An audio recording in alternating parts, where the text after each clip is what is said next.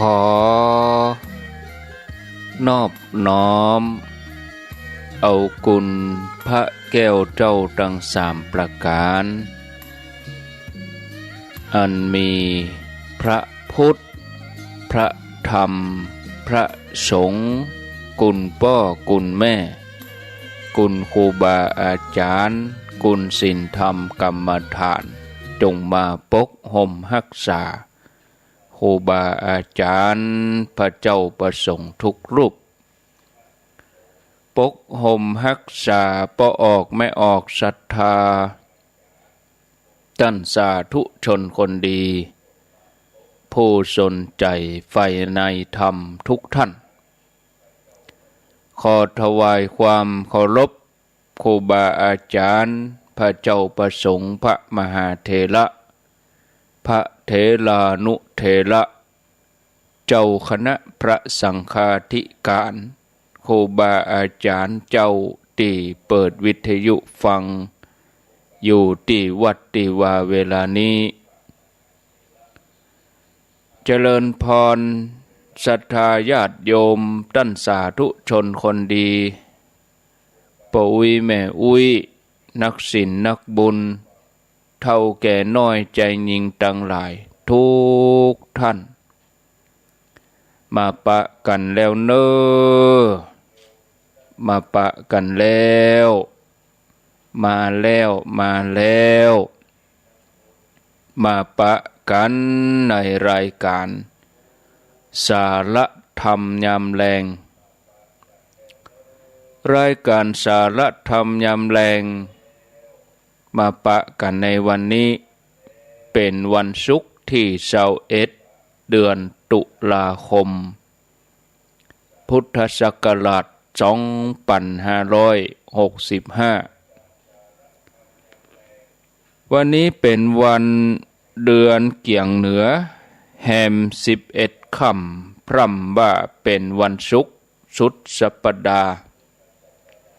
เผอเวลากำเดียวบ่ได้กะวันศุกร์วันเสาร์เนาะวันพุธก็วันเสาร์ละถ้าวันเสาร์วันติดก็เข้าสู่สัปดาห์สุดท้ายของเดือนตุลาคมแล้วเดือนตุลาคมมีอยู่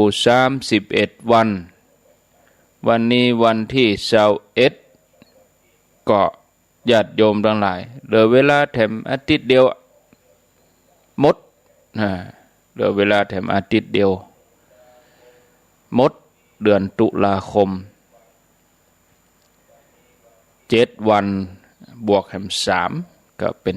10ข้างแหม10วันแหมสัปดาห์เดียวหมดลึงเดือนตุลาคมนี่เวลาบ่าย3 โมงเป็นต้นไปมาพบกับญาติโยมท่านทั้งหลายรายการนี้ดำเนินรายการโดยอัตมภาพพระครูอภิวัฒนวิกรมวัดปากตางเจริญตำบลดอยหล่ออำเภอดอยหล่อจังหวัดเชียงใหม่ส่งกระจายเสียงไปตามสถานีวิทยุคลื่นต่างๆบ่ว่าจะเป็นทั้งเมืองฝางในเมืองเชียงใหม่แม่แจ่มจอมตองดอยหล่อสันปัดตองตั้งเมืองฝางปุ่นกะครอบคลุมแม่อายชัยปราการออกอากาศที่สถานีวิทยุคณะสงฆ์อำเภอฝางวัดพระบาทอุดมน้ำบ่อสาวาสำนักวิปัสสนา FM 100.25ดังในเวียงเชียงใหม่สถานีวิทยุวัดฝ่ายหิน 104.50 วัดฝ่ายหินมหาวิทยาลัยเชียงใหม่ FM 104.50 ออกอากาศ24 ชั่วโมง 104.50 นี่มาทางใต้ก็ฟังได้ที่ FM 89.50 บ้านทุ่งเรดิโอตั้งแต่หางดงล่องไตมา หางดงแม่วังสันปัดตองดอยหล่อป่าซางบ้านโฮงจอมตองได้ที่89.50บ้านทุ่งเรดิโอไต่มาแถมน้อยกับที่วัดห้วยตองซัก98.75คลื่นธรรมะของชุมชนวัดห้วยตองซักออกอากาศให้ญาติโยมได้รับฟังเป็นประจำในรายการธรรมะลายดอยไปปุ้นลายดอยอินทนนท์ไปเกาะที่แม่แจ่ม106.25มนเสียงธรรมอำเภอแม่แจ่มท่านผู้ฟังที่ติดตามเข้ามาทางระบบเฟซบุ๊กโดยหลายผู้หลายท่านถ้าบ่ได้ตักได้อู้ก็จะเอาชื่อขึ้นทางหน้าเฟซบุ๊กอันนี้ฟังทางพืชสวนโลกเมืองเจียงใหม่หลายที่หลายแห่งเนาะญาติโยมอยู่ในเมืองพ่องอยู่สันกำแพงสันทรายดอยสะเก็ดสารปีเมืองเป้าเปิ้นก็มีจะเตือกกระโทบัดตันก็ขออนุโมทนากับญาติโยมทั้งหลายที่เปิดวิทยุรับฟังออนไลน์ด้วยนะอนุโมทนาทุกท่านวันนี้จะเอาเรื่องแห่งบันดาลใจมาอู้แห่งบันดาลใจในการทำความดีให้ญาติโยมได้รับฟังกันในอดีตมีพญาเจ้าเมืองพระองค์หนึ่งชื่อว่านักขชิ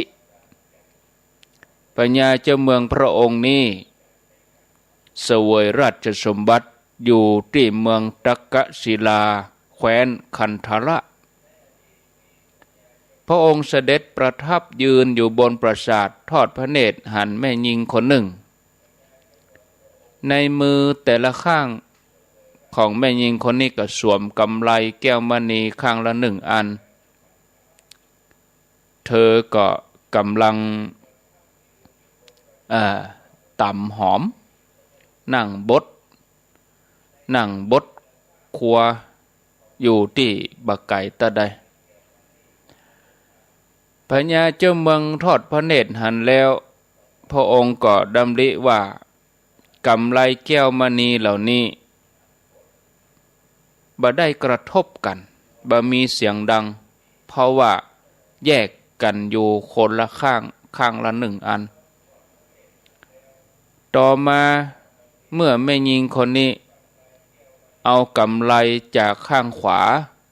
มาสวมรวมกับแขนข้างซ้ายแล้วก็เริ่มตำนะ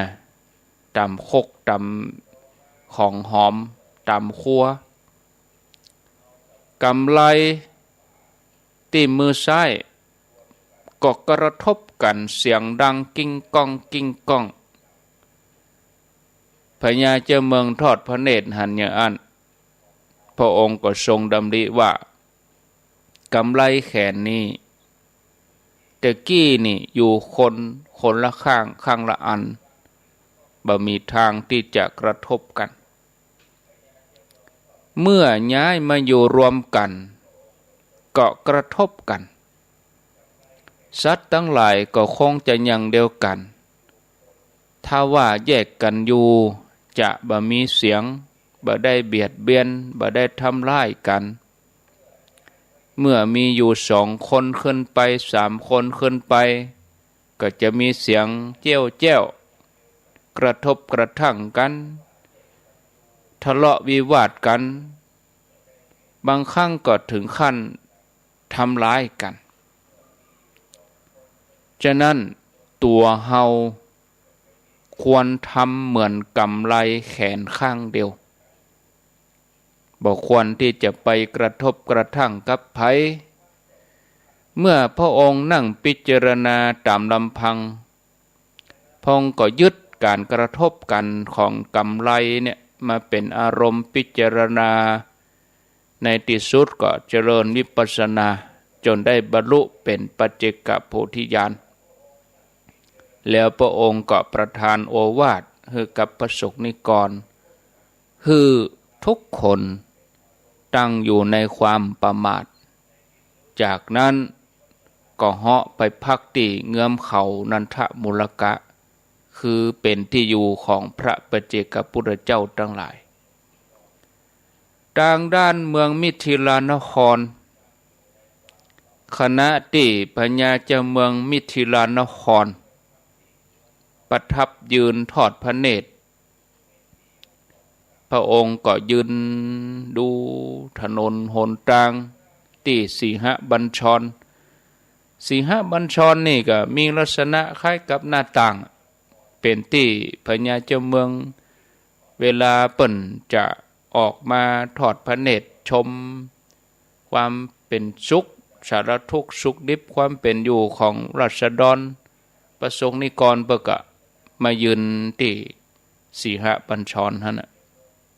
เกิ่งประตูเกิ่งหน้าต่างพญาเจ้าเมืองมิถิลานครทอดพระเนตรชงหันฝูงนกกำลังไล่จิกตีเหยี่ยวตัวหนึ่งเพื่อจะเยื้อแย่งชิ้นเนื้อเมื่อเหยี่ยวทนต่อการลุมบ่ได้เพราะว่านกมีหลายตัวเหยี่ยวมีตัวเดียวนกลุมตี นกลุมตีเหยี่ยวตัวนี้ก็ทิ้งชิ้นเนื้อนะนกตัวอื่นก็กาบชิ้นเนื้อไปหมูนกที่เหลือก็ปากันตวยลุมจิกนกตัวนั้นแถมเมื่อไปถึงก็ลุมจิกตีเพื่อจะแย่งชิงชิ้นเนื้อจากนกตัวนั้นนกตัวนั้นก็จำเป็นจะต้องยอมปล่อยไปปล่อยจิ้นไปปล่อยเนื้อไปถ้าหากว่าชิ้นเนื้อถูกนกตัวไหนกลับไปนกทั้งหลายก็จะลุมจิกตีกันอยู่กลางอากาศนี้ไปเรื่อยๆพญาเจ้าเมืองมิถิลานครหันเหตุการณ์นี้อันก็พิจารณาว่าโอ้ทุกข์ที่เกิดขึ้นจากการครอบครองชิ้นเนื้อโดยกรรมคุณห้าก็คงจะอย่างเดียวกันผู้ใดยึดมั่นถือมั่นยึดถือไว้ผู้นั้นย่อมเป็นทุกข์ส่วนผู้ใดบ่ได้ยึดมั่นถือมั่นย่อมเป็นสุขนี่เปิ่นพิจารณาอย่างนี้เพียงอาศัยชิ้นเนื้อเป็นอารมณ์พญาเจ้าเมืองมิถิลานครท่านก็สามารถเจริญวิปัสสนาจนบรรลุปัจเจกโพธิญาณเป็นผู้ที่บ่มีความอะไรในวัตถุทั้งหลายในกรรมคุณทั้งหลายแถมต่อไปยังมีแถมเรื่องหนึ่งที่พุทธเจ้าพระองค์ทรงนำมาเล่าให้ภิกษุทั้งหลายได้ฟังเป็นเรื่องที่น่าสนใจเป็นเรื่องที่น่าสนใจคือในแคว้นอุตรปัญจละในกบิลนครมีพญาเจ้าเมืองพระองค์หนึ่งชื่อว่าพญาเจ้าเมืองทุมมุขะเมื่อพระองค์เสวยพระกายอาหารเจ้าแล้วพระองค์ก็ทรงประดับเครื่องแต่งย่องสำหรับพญาเจ้าเมืองเรียบร้อยแล้วก็ห้อมล้อมโดยหมู่เสนาอามาตย์พระองค์ประทับยืนทอดพระเนตรที่พระลานหลวงบริเวณที่สีหบัญชรที่เปิดไว้รอท่าขณะเดียวกันนั้นคนเลี้ยงงัวต่างก็เปิดประตูคอกงัวออกเพื่อจะให้งัวทั้งหลายนั่นออกไปหากินหมู่งัวตัวผู้ออกจากคอกได้เตียวไปตามงัวตัวเมียตัวหนึ่งโดยอำนาจกิเลสโคทึกคำว่าโคทึกนี่คือเป็นงัวจ่าฝูงงัวใหญ่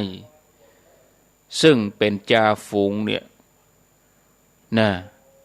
หันอย่างอันก็เกิดความหึงหวงไล่ควิดนะไล่ควิดงัวทั้งหลายที่ตัวงัวตัวแม่นั่นจนไส้ทะลักเลยเป็นบาดแผลดิ้นทุรนทุรายด้วยความเจ็บปวดในที่สุดงัวตัวนั้นก็ตายณสถานที่นั้นพญาเจ้าเมืองทุมมุขะเปิ้นก็ทรงหันเหตุการณ์อย่างอันแล้วพิจารณาว่าโอ้สัตว์โลกทั้งหลายตั้งแต่สัตว์เดรัจฉานต่างก็ได้รับความทุกข์โดยอำนาจของกิเลสงัวตัวผู้นี่อาศัยกิเลสก็เลยตายสัตว์แม้เหล่าอื่นก็หวั่นไหวเพราะกิเลสอย่างเดียวกันตัวเฮาควรประหารกิเลสอันเป็นเหตุให้สัตว์ทั้งหลายนั้นต้องมาทุกข์จากนั้นพระองค์ก็ทรงพิจารณา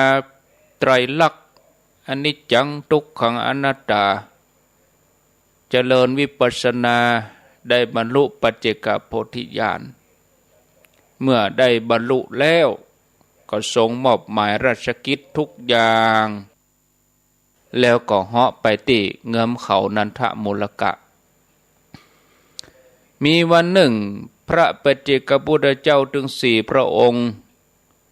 ก็เสด็จออกจากเงื้อมเขานันทมูลกะทรงเกลียวไม้ชำระฟันแล้วก็ทำพระธุระติสะอนุดาตเรียบร้อยชำระวรกายประทับยืนบนปื้นมโนศิลาถือบาตรนุ่งห่มจีวรเพื่อจะเดินทางไปที่หมู่บ้านใกล้ประตูเมืองปารณสีเข้าไปบิณฑบาตในหมู่บ้านจนไปถึงหน้าบ้านของโพธิสัตว์เจ้าโพธิสัตว์เจ้าหันพระมาโปรดพระมาบิณฑบาตก็ดีใจมีความหม่นอกหม่นใจปีติเกิดนิมนต์เห็นอย่างเขาหันตัวเจ้ามากุมเข้าน่ะเนาะโอ้หม่นอกหม่นใจได้หันผ้าเหลืองก็นิมนต์เฮอไปประทับนั่งในบ้านของตนโพธิสัตว์เจ้าก็ถวายภัตตาหารอันประณีตหลังจากนั้นโพธิสัตว์เจ้าก็ทูลถามว่าข้าแด่พระองค์ผู้เจริญอินทรีย์ของท่านยังมาผ่องใสเหลือเกินชวีวันคือผิวพรรณนี่พุทธผ่องพระองค์ทรงหันอารมณ์อันยังจึงได้ออกบรรพชาพระปัจเจกพุทธเจ้าทั้ง4พิจารณาแล้วหูว่าโอ้คนผู้นี้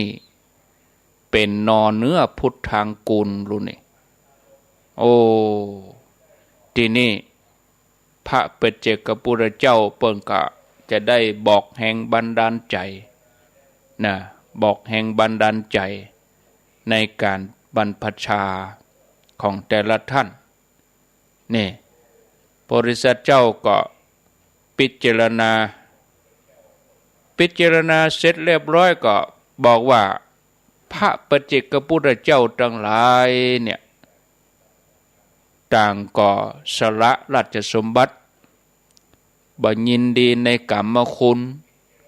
เพราะท่านได้เสวยสุขจากการได้บรรพชาเมื่อพิจารณาอย่างอี้แล้วก็ลาครอบครัวไปบวชเป็นดาบสบำเพ็ญพจน์อยู่ในป่า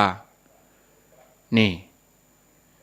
เมื่อพระพุทธเจ้าพระองค์ตรัสเล่าอดีตของบัณฑิตในการก่อนแล้วพระองค์ก็สอนภิกษุทั้งหลาย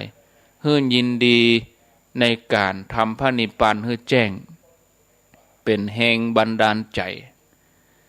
ท่านผู้ฟังญาติโยมท่านสาธุชนทั้งหลายเฮาทั้งหลายจะหันว่าเหตุการณ์ต่างๆที่เกิดขึ้นในชีวิตประจำวันของเฮานั่นแต่ละอย่างแต่ละเหตุการณ์เนี่ยญาติโยมนะ เฮาก็สามารถเอาเหตุการณ์หมู่นั้นมาเป็นแรงบันดาลใจในการทำความดีของเฮาเนี่ยถ้าว่าเฮากึดเฮาก็หันทำเนี่ยผู้ใดเห็นธรรมผู้นั้นเห็นเราธรรมในที่นี้คือธรรมะของพระพุทธเจ้าบ่ใช่ว่าเฮาไปนั่งแงงนั่งพอพระพุทธรูปหันก็อันนั้นหันแต่ว่าเป็นตาเนื้อนะหันโดยรูปลักษณะพระพุทธรูปองค์นี้ศิลปะเป็นพุทธศิลป์เป็นความงามทางด้านศิลปะที่เฮาเอากล้องมาส่อง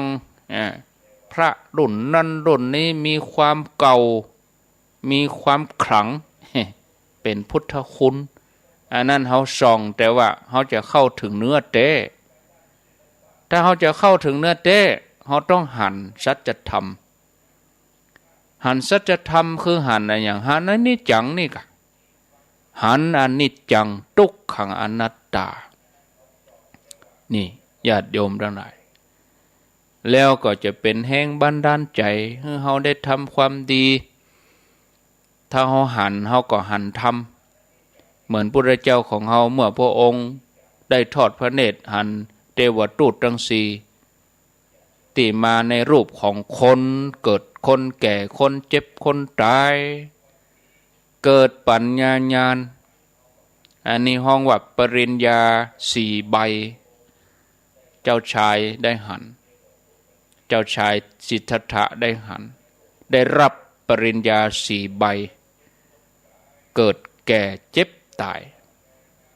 เกิดปัญญาญาณหันว่าชีวิตนี่เป็นของบ่เที่ยงเป็นทุกข์เฮาสามารถที่จะบังคับบัญชาได้เนี่ยเมื่อได้ทอดพระเนตรอย่างนี้ก็หันแนวทางในการที่จะหลุดพ้นจากทุกข์ทั้งปวงคือการแสวงหาโมกขธรรมพ่อแม่ศรัทธาญาติโยมท่านสาธุชนทั้งหลายหมู่เฮาทั้งหลายก็ยังเดียวกันเฮาจะต้องรู้จักพิจารณาตัวเองการพิจารณาตัวเองคือหมั่นเอาเหตุการณ์รอบตัวรอบข้างนั้นมาเป็นธรรมะบางวันเฮาก็ปะคนดีบางวันเฮาก็ปะคนร้ายบางวันก็อารมณ์ดีบางวันก็อารมณ์บ่ดีวันเดียวเฮามีหลายบทบาทเนี่ยสิ่งเหล่านี้ล้วนเป็นธรรมะสอนใจเฮาได้ทั้งนั้นเนี่ยถ้าเฮารู้จักนำมาพิจารณาเฮาควรจะรู้ว่าเฮาโชคดีรู้ที่เฮาได้เกิดมาเป็นมนุษย์มันขาดไปอย่างเดียวขาดอย่างญาติโยมทั้งหลายวะขาดความเปลี่ยนขาดความสม่ำเสมอมันเติกอย่างหนึ่งคือว่ามันบัดตาเตื้อ บัดตาเตื้อความบัดตาเตื้อนั่นไปว่าเตื้ออุ้ยบัดตาเตื้อนะบัดเท่าเตื้อนี่อันเนี้ยมันเติกตัดเนี่ยแต่ถ้าเราทลายตัวนี้ไปแล้วมันธรรมะนี่บัดจำกัดการบัดจำกัดไว้มันบัดที่เกี่ยวว่าจะถึงวันใดเวลาใดนะญาติโยมมรณะภัยความตายมันก็บ่ได้จำกัดนะเมื่อบ้านถูกไฟไหม้เจ้าของบ้านต้องขนเอาภาชนะใดออกไปได้ภาชนะนั้นย่อมเป็นประโยชน์แก่เขาส่วนสิ่งของที่บ่ได้ขนออกไปย่อมไม่เลยฉันใดโลกคือหมู่สัตว์อัญชลามรณะย่อมนำไปเผาไปเฮาควรจะนำออกที่เฮานำออกนั่นคืออย่างแปรสภาพวัตถุตานนั้นแปรสภาพไปเหี่ยที่เฮาได้ยินครูบาอาจารย์พระสงฆ์องค์สังฆเจ้าเปิ้นปอนเฮาว่าของกินของทานทั้งหลายนี่ของเฮาเป็นข้าวติบน้ำติบไปเหี่ยเน้อ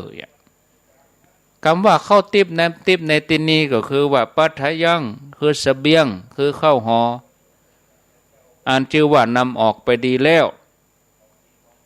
นะญาติโยม เขาจะมีที่อุ่นใจในการเดินทางไกลในวัฏสงสารและเขาจะไปสู่จุดหมายปลายทางนั่นคืออมตะมหาเนรปานนิพพานตัวบุญกุศลอันเกิดจากการศีลภาวนานี่เป็นเครื่องหล่อเลี้ยงให้เขาได้สร้างบุญสร้างบารมีได้อย่างเต็มที่บุญกุศลและคุณงามความดีก็เลยเป็นเรื่องสำคัญที่สุดที่เขาจะต้องสั่งสมที่เขาจะต้องทำเมื่อเขาได้โอกาสในการเกิดมาเป็นมนุษย์แล้วเขาก็บอกควรอย่าปล่อยให้โอกาสนี่มันผ่านไปอย่างน่าเสียดายเหมือนเขาหายใจขว้างไปวันๆแต่ถ้าเขามันพิจารณาลมหายใจดีๆนี่เขาจะเกิดว่าโอ้มันยิ่งใหญ่ญาติโยมตัวนี้จะเป็นที่เปิ่งของเฮาถึงโลกนี้โลกหน้าปุญญานิปรโลกัสสมิงปฏิทาโหติปานินันติจะเป็นที่เปิ่งของเฮาถึงโลกนี้โลกหน้านี่ญาติโยมท่านสาธุชนภาษิตที่ยกขึ้นมาอู้นี่บ่ได้อู้มาลอยๆปรากฏเป็นธรรมภาษิตที่เกิดขึ้นปรากฏในสังยุตตนิกายสขาทวรรคเปิ้นบอกว่าเมื่อเรือนถูกไฟไหม้แล้วเจ้าของเรือนขนเอาภาชนะใดออกไปได้ภาชนะนั้นย่อมเป็นประโยชน์แก่เขาส่วนสิ่งของที่บ่ได้ขนออกไปย่อมไหม้ถูกไฟไหม้โลกคือหมู่สัตว์อันชรามรณะเผาแล้วก็ฉันนั้นนี่ญาติโยมที่ว่าได้ออกนำออกดีแล้วนะคือเฮาแปลสภาพนะบุญกุศลที่เฮาทุกคนทำเนี่ยได้ความสุขเป็นผลนะอย่างวันนี้ญาติโยมทุกท่านทุกคนทำอะไรอย่างพ่องทำความดีอะไรอย่างพ่องทำบุญอะไรอย่างพ่องเฮามีความสุขเป็นผลนะเนี่ยญาติโยมที่ยังบ่ได้ก็ย่อมได้โจรมันปล้นไปก็บ่ได้ไฟไหม้ก็บ่ได้นะญาติโยมทั้งหลายสรรพสัตว์ทั้งหลายที่เกิดมาแล้วล้วนถูกไฟในที่นี้คือความแก่ความเจ็บความตายโดยการเวลาเผาลนทุกคนอยู่ทุกวินาทีทุกลมหายใจถึงแม้เฮาจะบ่สามารถจะลบหนีไปไหนได้พ้นจะขุดดินก็ขึ้นเครื่องบินลบไปแก่เจ็บตายมันก็ยังตวยไปอยู่นี่เนี่ยแต่กี้บ่าย3 โมงบ่เดียว3 โมงครึ่งเฮาก็แก่ไปครึ่งชั่วโมงกันเดียวเฮาจะแก่ไปแหมชั่วโมงแล้ววันที่21ก็จะจากไปแหมบักกี่ชั่วโมง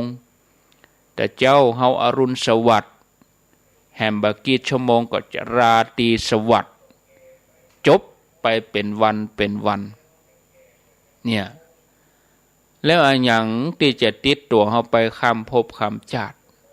ถ้าบ่ใจบุญกุศลที่เฮาทำเนี่ยเฮาจะต้องทำให้ถูกหลักถูกเกณฑ์ถูกวิชานะโดยที่บ่ใจเอาไปฝากธนาคารหรือว่าฝังดินไว้นะคำว่าฝากธนาคารหรือฝังดินไว้ก็เพียงแต่ว่าอำนวยความสะดวกในจัดนี้ต่ออันถ้าเฮาฝากธนาคารหรือว่าฝังดินไว้ใจเฮายังติดอยู่หั่นนะโดยที่เฮาบ่ตัดความตรณีใจเฮาก็ติดอยู่หั่นเปลี่ยนทรัพย์ที่มันเป็นสมบัติหยาบๆให้มันเป็นละเอียดขึ้นมาแถมน้อยคือใจของเฮาที่ได้สละแบ่งปันนักรบที่เข้าสู่สงครามชำนาญการศึกเปิ้นก็มีคติเตือนใจว่าการศึกเรื้อรังให้ระวังท้องพระคลังล่อยหลอนี่เนาะ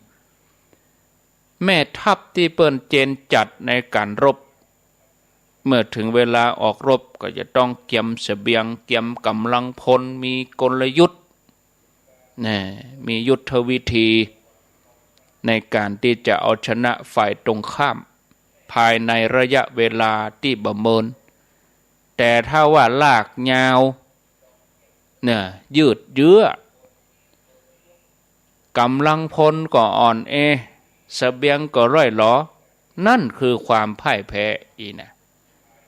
ท่านผู้ฟังญาติโยมในสังสารวัฏที่เราทั้งหลายจะต้องต่อสู้กับกิเลสเขาเนี่ยเหมือนกับการทำสงครามเพื่อจะต่อสู้เอาชนะกิเลสที่มันครอบงำใจของเฮามันบังใจเฮามันเป็นความมืดมันเป็นอวิชชาเฮาจะต้องเตรียมเสบียงไว้ให้พร้อมมีเป้าหมายในการดำเนินชีวิตมีที่อุ่นใจกึดถึงเมื่อใดก็จุ่มใจอึกมึก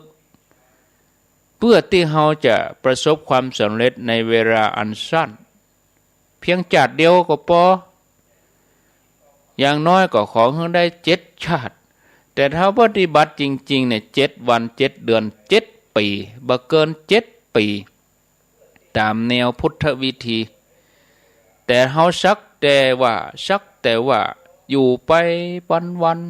ๆปล่อยชีวิตไปเลยอยู่เอาจนเฒ่าไปบ่ได้มันบ่มีจุดหมายนอกจากบ่มีจุดหมายแล้วก็บ่ได้เก็บขอบเก็บครัวอะไรหยังของเก่าที่มีมาก็เสี่ยงไปเพราะว่าเฮามาจากนี้เฮากินบุญเก่าลูกเนาะ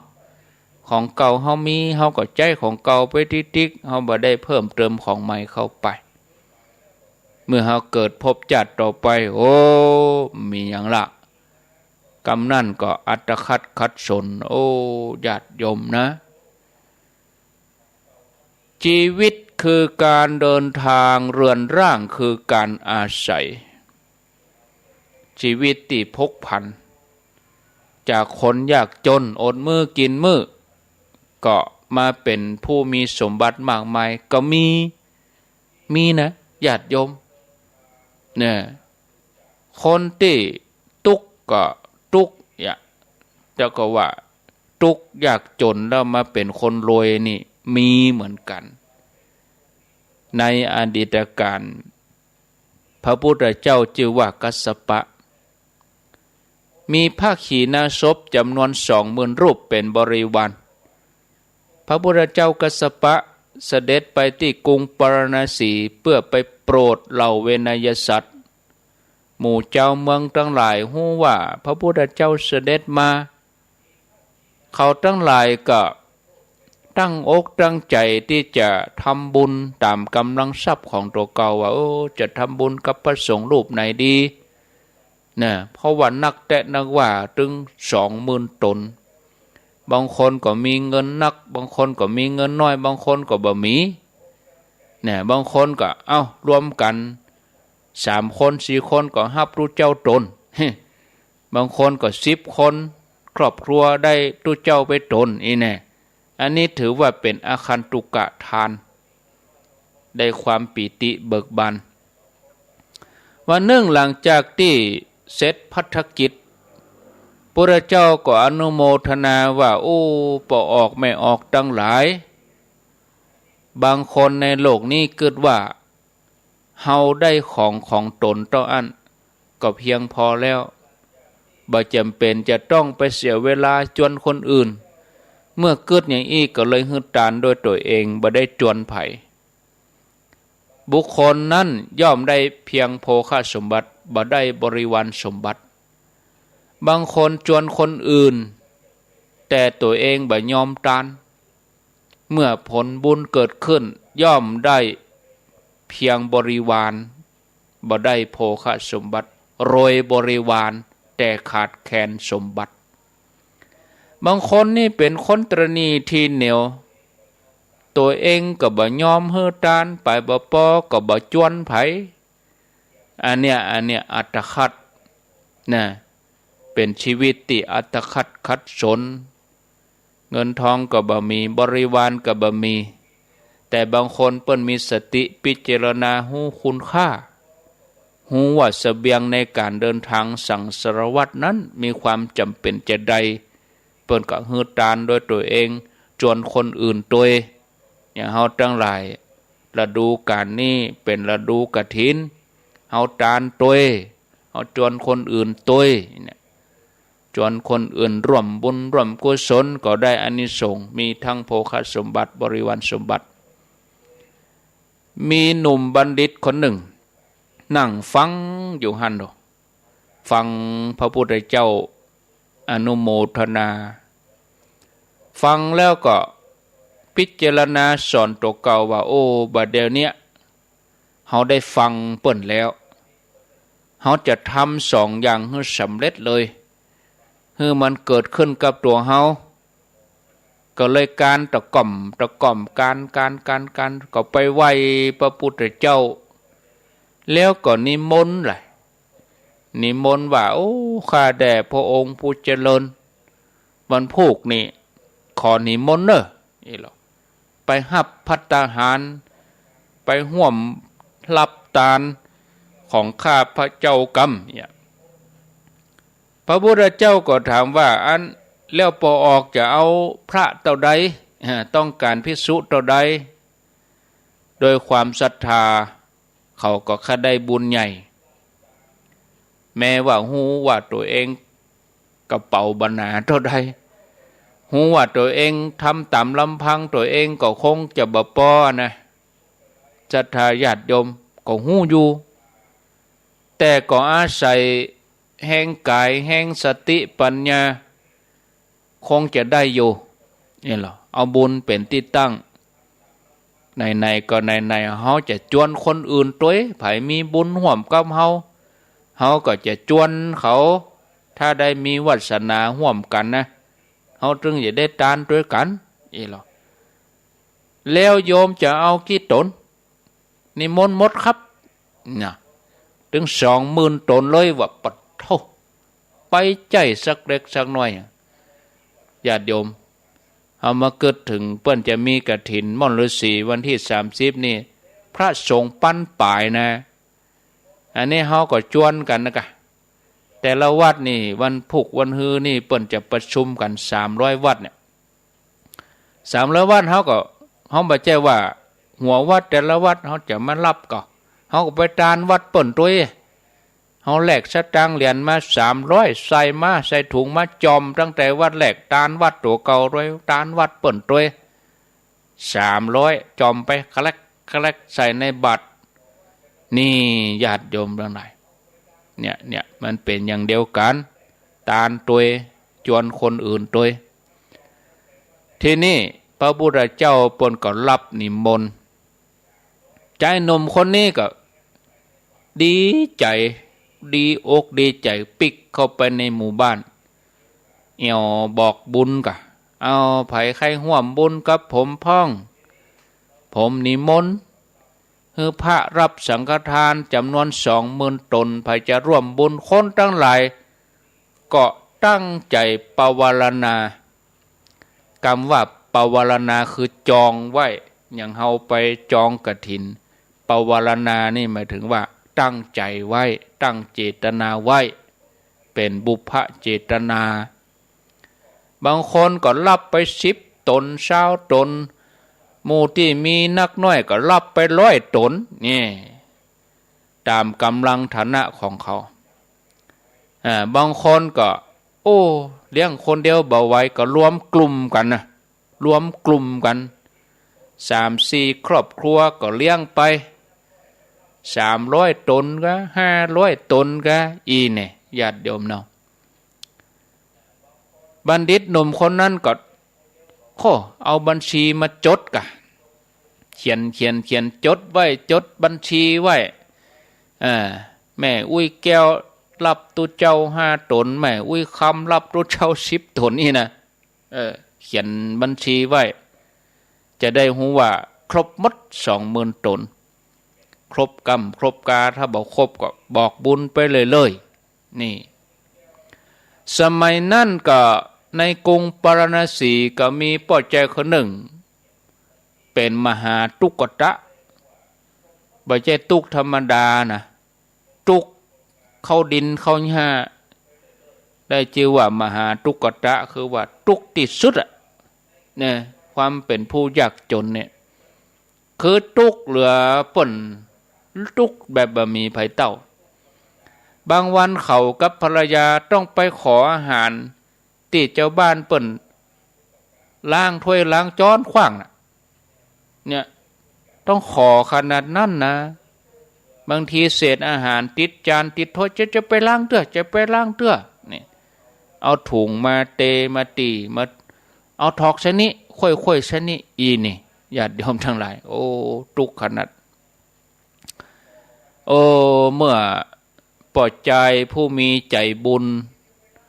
ใจงดงามเดินผ่านมาได้พบกับอินดู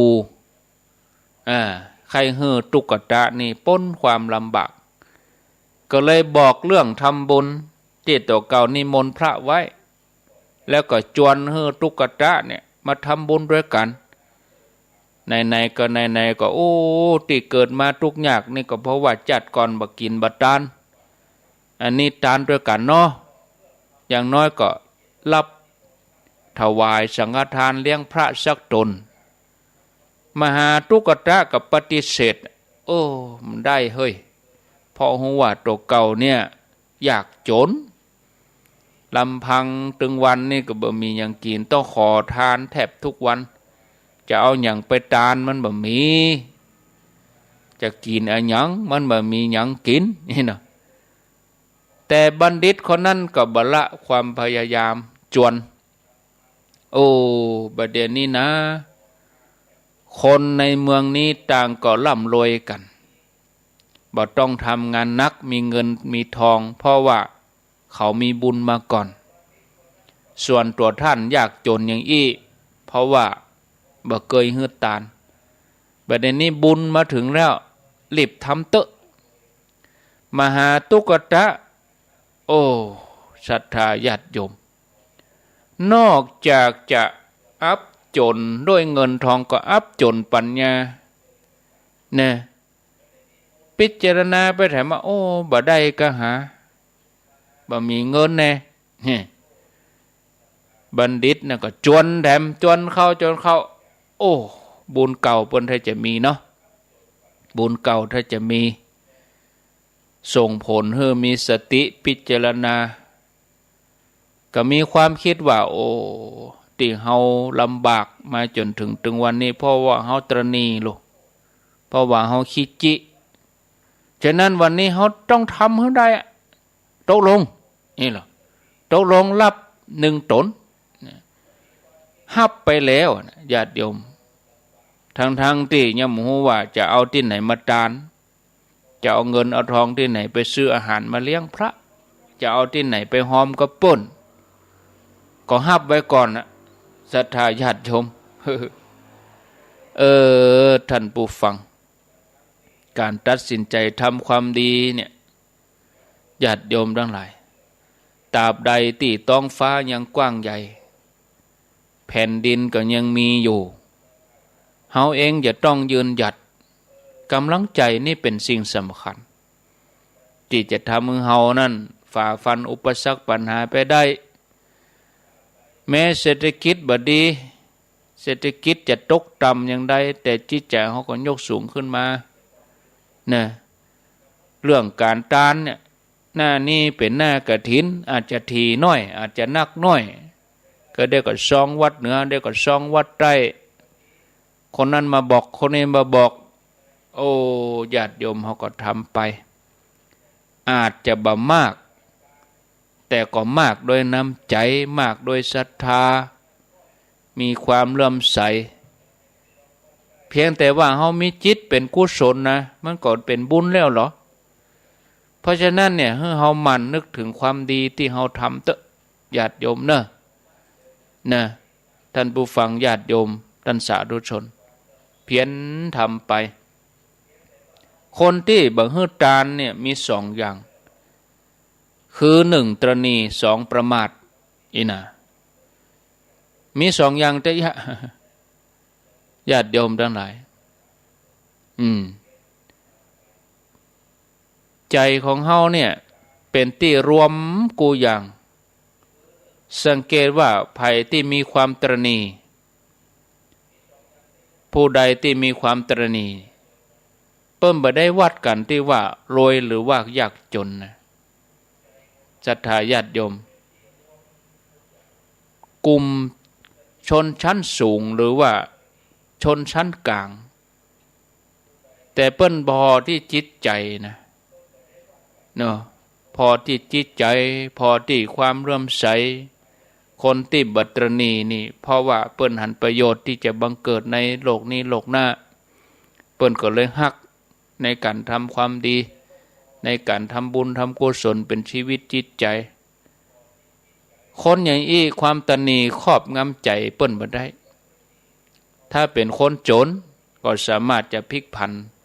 ให้มาเป็นคนที่มั่งมีได้ส่วนคนตรณีนั่นเนี่ยจะพอพบจาดบ่ออกนะบ่เกิดถึงมุ่งแต่จะสะสมแล้วก็บ่มีความคิดที่จะมาเสียสละถึงแม้จะโรยจันนี้โรยเพราะบุญเก่าก็คงจะมีจัดเดียวศรัทธาญาติโยมมหาตุกตะนี่ตกลงตกปากรับคำที่จะเลี้ยงพระหนึ่งรูปเนาะก็ปีกบ้านไปกะปีกบ้านไปกับไปจวนสีภรรยาคู่ทุกข์คู่ยากหึงห่วมเป็นเจ้าภาพเลี้ยงพระสังฆทานหนึ่งรูปผู้เป็นภรรยานี่ก็บัคัดข้องเนาะเพราะว่ามีศรัทธาเสมอกันมีศีลเสมอกันมีทิฏฐิเสมอกันผู้เป็นภรรยานี่ก็อนุโมทนาว่าโอ้อ้ายว่าอย่างใดข้าเจ้าก็ทำอ้ายว่าใดน้องก็ว่าอันนะอีเนี่ยกึดถูกแล้วเมื่อจัดก่อนเฮาได้อันยังนะเฮาได้ฮื้อเฮาได้สละเฮาตันนีจัดนี้เฮาถึงมาตุกเฮาถึงสองคนเนี่ยออกไปทำงานรับจ้างไปเนี่ยเฮาจะต้องสามารถได้อันยังสักอย่างหนึ่งแน่นอนเอามาทำบุญกับพระที่อ้ายรับไว้ข้าเจ้าขออนุโมทนาตัวจากนั้นถึงสองสามีภรรยาก็มุ่งตรงไปบ้านเศรษฐีไปขอหับจ้างเนี่ยไปขอหับจ้างเพื่อจะได้เงินได้ทองมาเอาไปทำบุญพ่อเศรษฐีหันตุกตะมาขอหับจ้างทำงานก็ถามว่าเธอจะทำอย่างใดเนี่ยการอย่างจ้างพ่องเนี่ยอย่างใดพ่องตุกตะก็ว่าโอ้พ่อเศรษฐีจะใจผมอย่างได้หมดครับผมมาอาสารับจ้างของเงินได้เงินเตอะผมทำได้หมดครับพ่อเศรษฐีครับเนี่ยเศรษฐีก็ว่าโอ้ดีละอันวันพุกนี่นะเขาจะเลี้ยงพระ300 ตนก็เฮ้อเธอสองผัวเมียเนี่ยไปเสาะหลัวมาปะแล้วก็เอามาโบะมาผ่าหลัวผ่าพื้นจะเอามาเป็นเชื้อเพลิงในการนึ่งเข้าทำกับเข้ากับป่าไปเสาะหลัวผ่าพื้นไปนี่ศรัทธาญาติโยมตุกตะนี่ก็ดีใจว่ะที่ได้ทำงานก็ไปเสาะมิดเสาะขวานเสาะมุยตั้งหน้าตั้งตาทำงานอย่างเอาจริงเอาจังเนาะโอ้ศรัทธาญาติโยมบาหันแก่ความเหน็ดเหนื่อยนะตั้งหน้าตั้งตาทำงานอย่างชนิดที่ว่าบ่เคยเป็นอย่างอี้มาก่อนนะมันตัวโอ้พาหลัวชอบเช็บแล้วก็บ่ฮู้จักเหน็ดเหนื่อยอาการล่าเริงโอ้ อ้เศรษฐีหันอย่างอันโอ้ตุกตะนี่มันอย่ามากระตือรือร้นเป็นพิเศษก็เลยถามว่ายังกินข้าวก่อนก็เดี๋ยวครับบักกินเดี๋ยวครับ เวลามันน้อยผมจะก้อยเนี่ยไปมันได้เงินนักครับยังคนนะโอ้บัญญังนี่นะทำงานนี่ญาติโยมเปิ่นห้องว่าพละห้ากำลังห้าอย่างมันมีแล้วลูกศรัทธาวิริยะสติสมาธิปัญญาทำด้วยศรัทธาเนี่ยญาติโยมอย่างมาพอญาติโยมขอเวลาเขาไปทำบุญด้วยศรัทธามันม่วนอย่างคนที่กลเข้าตีบกาคนที่ต่อผ้าจุนแล้วก็ถินกาหรือว่าคนที่ไปทำงานอย่างต่างๆที่เขาทำด้วยความสุขเนี่ยมันจะม่วนเป็นพิเศษเนี่ยเศรษฐีว่าโอ้วันนี้อย่ามามันแตะมันว่านี่ได้แหงบันดาลใจอันอย่างมาทำให้ขยันมันเพียรตุกตะก็ว่าโอ้ผมมีปีติในใจครับปีติอันยังผมจะได้เงินแล้วผมจะได้เลี้ยงพระสักรูปหนึ่งตั้งใจว่าทำงานกับป่อเศรษฐีเนี่ยถ้าป่อเศรษฐีจ่ายค่าตอบแทนผมก็จะไปทำสังฆทานแล้วก็ดีใจที่ป่อเศรษฐีให้ผมได้มาโบะหลัวเอามาเป็นเชื้อเพลิงในการนึ่งข้าวทำกับข้าวกับป่าถวายพระเศรษฐีได้ฟังอย่างอันโหดีลูกนี่อนุโมทนาในความตั้งใจดีของตุกตะเนี่ยฝ่ายภรรยาของตุกตะก็ไปทำงานบ้านภรรยาของเศรษฐีทำหน้าที่ในการที่จะพัดเข้าคำว่าพัดเข้าในที่นี้คือเข้าเพิ่นไปต่ำแล้วก็เอามาใส่ด้งหึงเอามาพัดไล่อันใดเป็นข้าวเปลี่ยนอันใดเป็นข้าวดีนะภรรยาของตุกตะก็ทำไปปีติไปนะเหมือนเดียวกันสองคนผัวเมียนี่มันอย่ามามันภรรยาเศรษฐีสังเกตก็ถามว่าโอ้เนี่ยอย่างทำงานด้วยความร่าเริงผิดปกติภรรยาตุกตะก็เล่าภรรยาเศรษฐีว่าโอ้จะได้เงินได้ทองแบบนี้ได้รับการจ้างเราจะไปรับเลี้ยงพระภรรยาเศรษฐีก็ชื่นชมวันนั้นถึงวันญาติโยมตุกตะกับภรรยาก็ทำงานรับจ้างที่บ้านเศรษฐีจนแล้วมุดโอ้ปีติดีใจเพื่อจะได้เงินนั้นไปซื้ออาหารทำกับข้าวกับป่าเลี้ยงพระหลังจากที่ค่ำลงแล้วค่ำมืดลงแล้วเศรษฐีก็เพิ่มกาแห้งให้แห่ม2 เท่าดอกเนี่ยญาติโยมขยันหาเนี่ยอุอากาสะทำงานด้วยกำลัง5 อย่างพละ5 อย่างศรัทธาวิริยะสติสมาธิปัญญาป่อเศรษฐีหันความมันแล้วก็เลยเพิ่มกายแห้งหื้อแหม2 เท่าล่ะด้วยความเลื่อมใสใจของคนเฮาเนี่ยญาติโยมทันทีที่กึดจะฮื้อก็ได้ปิกคืนมายิ่งฮื้อยิ่งได้ยิ่งให้ยิ่งมากึดจะฮื้อตาลมันพูกก่อนได้แล้วเดี๋ยวนี้2 เท่ากล้าแหงกล้ารับจ้าง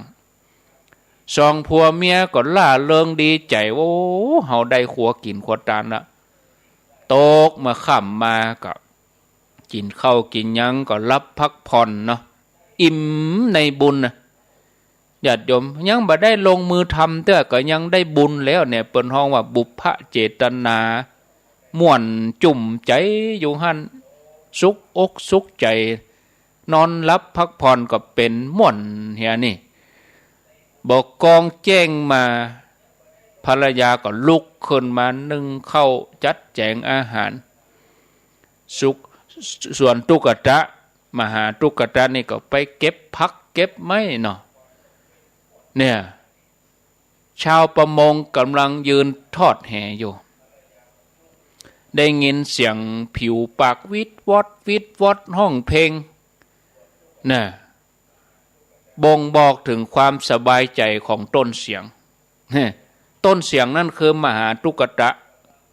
เก็บผักไปตัวยห้องเพลงไปตัวยเนี่ยชาวประมงนั่นก็เอิ้นถามม่วนใจยังล่ำเรือฮะนี่เหรอก็ม่วนกาม่วนยัง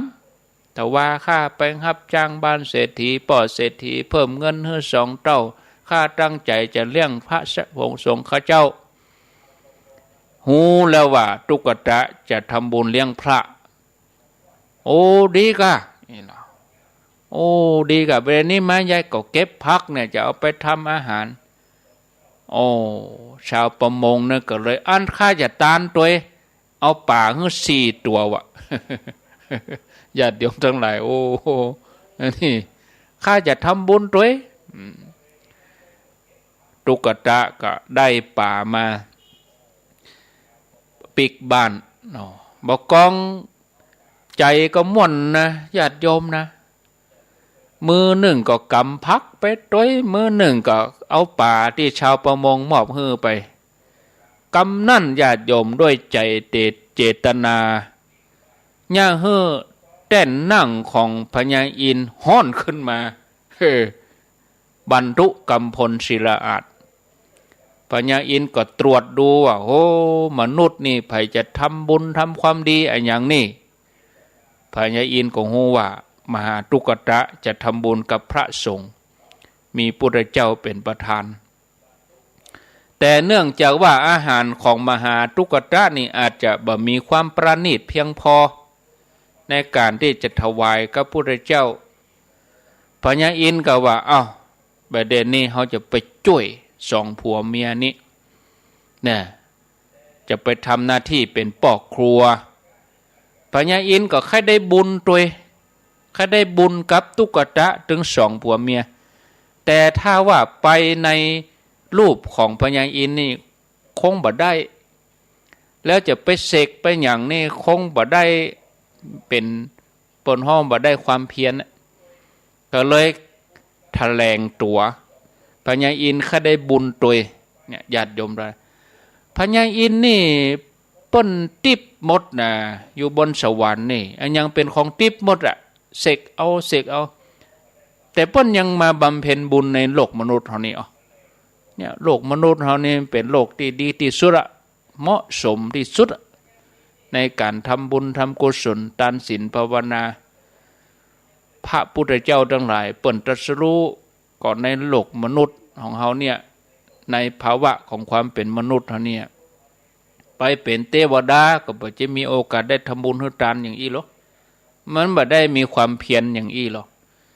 มหาตุกตะกับภรรยาเนี่ยมีความเพียรตั้งแต่ไปรับจ้างแล้วญาติโยมทั้งหลายเนาะพญาอินทร์ก็แปลงตัวเป็นมานพหนุ่มไปที่บ้านของมหาตุกตะบอกว่าตัวเก่าเนี่ยมีวิชาความรู้เป็นกุ๊ก เป็นป่อครัวปรุงอาหารอร่อยลำดีถ้าได้ปรุงอาหารแล้วใครได้กินแล้วก็จะติดอกติดใจมหาตุกตะได้ยินอย่างอันก็ดีใจกะจะมีคนมาช่วยทำครัวแล้วเพราะตัวเก่ากับภรรยาก็บ่มีความรู้เรื่องการทำอาหารที่ผ่านมาได้กินแต่ละมื้อส่วนมากก็ไปขอเพิ่นกินจะมาทำเองนี่บ่ล่ำได้ทำเจ้านี้เจ้าแรกการจะทำอาหารอย่างดีไปถวายพระนี่ก็บ่ล่ำได้ทำโอ้ดีใจแล้วก็บอกให้มานพหนุ่มซึ่งเป็นพระอินทร์ว่าเฮาทั้งสองนี่บ่มีกล้าจ้างอะหยังฮื้อนะเนาะพญาอินทร์ก็บอกว่าบ่เอากล้าจ้างหยังสักอย่างถ้าจะทำถวายพระนะแต่ว่ามีข้อตกลงอะไรอย่างขอให้เฮาเป็นผู้มีส่วนได้บุญตัวเนอะได้ก็โอ้ก็ไปมีปัญหาอย่างมหาตุกตะว่าอีไปมีปัญหาอย่างได้กาดีอกดีใจตัดสินใจในการทำความดี เนี่ยศรัทธาญาติโยมเคยคิดว่าเป็นปัญหาแต่บ่มีปัญหาม่วนอกม่วนใจก็เลยบอกเฮ้อมานบหนุ่มไปเลยโชว์ฝีมือเต็มที่ส่วนมหาตุกตะนะก็ตังยังไปนิมนต์พระมาฉันเนี่ยเจ้าวันนั้นญาติโยมผู้นำบุญคือว่าคนที่มีบัญชีจดจื่อนะภัยเป็นภัยเป็นภัยเศรษฐีคนนั้นฮับไปพระกี่รูป50 รูปก็30 รูปไกนะเปิ้นก็แจกแจงตามบัญชีรายชื่อแต่ว่าลืมกะลืมจดชื่อมหาตุกตะเปิ้นไปฮับพระไปหรอเศรษฐีคนนั้นนิมนต์10 ตนก็รับพระไป10 รูปเนี่ยแต่ละตนก็ไปบ้านของโยมเศรษฐีกาคนนั้นคนนี้คนที่จดบัญชีเนี่ยลืมเขียนชื่อมหาตุกตะว่าขอรับพระ1 รูปก็บ่มีหมดลึ่งมหาตุกตะก็ยังมาน้อยใจเฮ็ดแต่เนอเหมือนคมหอกคมมีดแต่งใจมดแห่งเข่าอ่อนให้ขอเถอะขอผมได้ทำบุญกำเตอผมตั้งใจแต่ว่าไปรับจ้างเศรษฐีเจ้ามาก็ไปเก็บพักเก็บอย่างประเด็นนี้ขอเถอะขอผมได้ทำบุญเถอะคนทั้งหลายหันความโศกเศร้าของมหาตุกตะก็อินดูคนทั้งหลายก็ปากันตำนี้คนที่จดชื่อทำบัญชีอย่ามาลืมได้จะได้คนรวยนี่จดชื่อหมดคนทุกข์บ่จดนี่ เพราะนั่นจะไปลืมเนอะญาติโยมรายชื่อนี่บางทีก็สำคัญเหมือนกันนะไผ่ก็บ่ยอมแบ่งพระไปให้เขาเสียดายบุญนะบัณฑิตคนที่จดชื่อนะก็ละอายใจนะขอโทษสหายบัดเดี๋ยวนี้นะยังมีเรือแฮมตนหนึ่งแฮมตนนี่เปิ้นยังบ่ได้รับนิมนต์เตื้อแล้วก็บ่มีภัยนิมนต์เปิ้นไปเตื้อแฮมตนนั่นเป็นภัยพระพุทธเจ้านะกะว่าปดโทญาติโยมซ้ำได้บุญใหญ่นี่เฮ้อไปนิมนต์พระองค์รับแน่มหาตุกตะจากเศร้าโศกเสียใจเนาะจากเขาอ่อนแข็งอ่อนมีแหงขึ้นมาเลยมีแหงขึ้นมาเฮามีศรัทธาแต่ว่าบ่มีเนื้อนาบุญส่วนพระเจ้าเนี่ยพระองค์ก็คงจะมีโยมอุปถากคงจะมีเศรษฐีคงจะมีพญาเจ้าเมืองการที่เฮาไปนิมนต์เพิ่นนี่เฮานี่น้อยใจตัวเก่าเปิ้นจะรับนิมนต์เฮาก็หาเนี่ยกึดไปตัวแต่กี้ดีใจแต่เพื่อกึดจะได้ก็อินดูตัวเก่าหามะเนี่ยเปิ้นจะรับนิมนต์เฮาก็หาบ่ยอมสิ้นหวังมุ่งหน้าไปที่พระคันธกุฎีพุทธเจ้าพระองค์เปิ้นฮู้แล้วฮู้โดยพยานแล้ว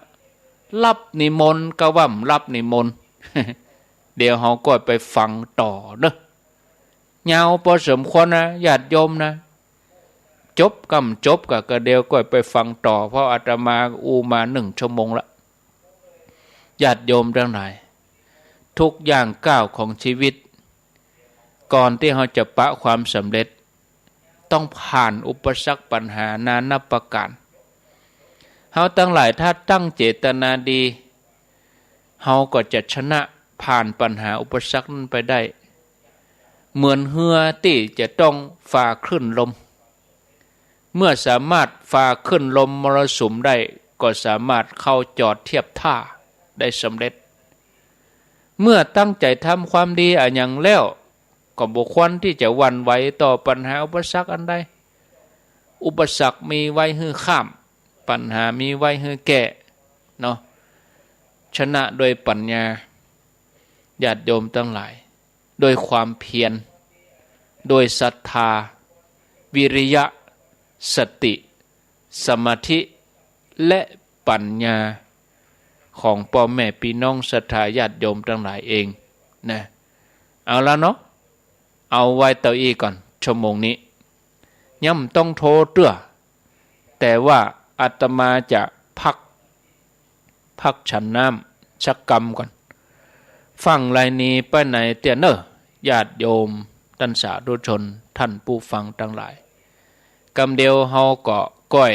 ปีกมาปะกันเนาะมามาจามาสนทนากัน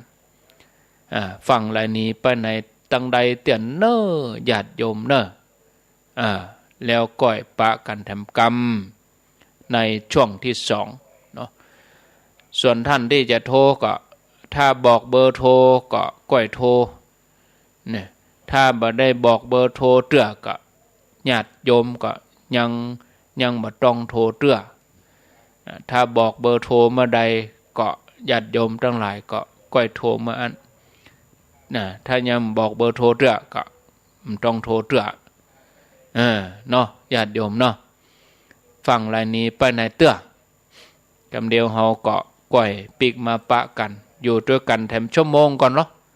ปะเตอเวลานี่นะญาติโยมเนอะก็ช่วงแรกนี่ก็ขอได้พักฉันน้ำญาติโยมทั้งหลายก็พักสักกรรมก่อนถ้ามีคำถามก็เขียนไว้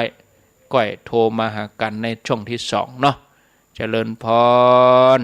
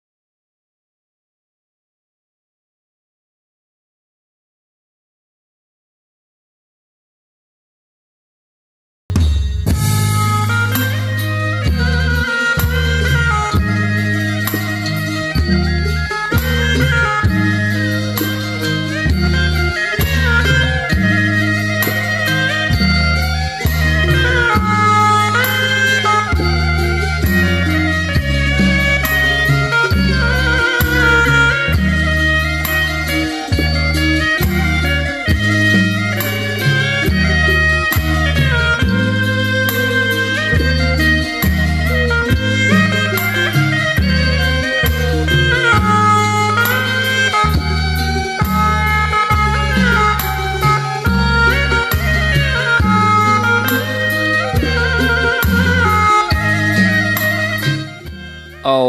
แล้วศรัทธาญาติโยมตั้นสาธุชนคนดีตั้งหลาย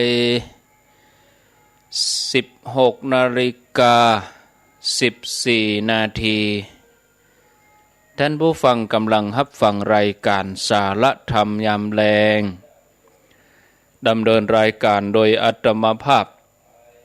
พระครูอภิวัฒนวิกรมวัดปากกลางเจริญตำบลดอยลออำเภอดอยลอจังหวัดเชียงใหม่ดำเนินรายการตั้งแต่เวลาบ่าย 3 โมงเป็นต้นมาตอนนี้เข้าสู่ชั่วโมงที่2นะชั่วโมงที่2ก็4 โมงถึง 5 โมง4 โมง 15ละตอนนี้อยู่ด้วยกันแถม45 นาทีก็ลองฟังญาติโยมพอก่อนเนาะก็ว่านั่งอู้อยู่คนเดียวแต่กี้ได้รับทราบจากสถานีวิทยุมจรลำปางเปิ้นว่าเชื่อมต่อสัญญาณตัวนะเชื่อมต่อสัญญาณออกที่มจรลำปางตัวอีนะ 106.50 ถ้ามีก็ลองโทรมาบอกโทรมาแจ้งผลการรับฟังเปิดสายให้ญาติโยมสักประมาณ10 นาทีแล้วเรามาฟังต่อเนาะมาฟังเรื่องมหาตุกตะพระพุทธเจ้าเปิ้นจะรับนิมนต์ก่อแล้วจะเป็นอย่างใดต่อไปก็ฟังกัน0998366322ฟังจากคลื่นในตั้งใดโทรศัพท์มาอู้จาสนทนาแจ้งผลการรับฟังพอเนาะอยู่ที่ไหนตั้งใดอยู่เมืองฝางแม่ไอ้ชัยประการก็ว่าอยู่ตั้งเมืองเชียงใหม่อยู่ที่ไหนตั้งใดก็กดโทรมาแจ้งผลการรับฟังกันได้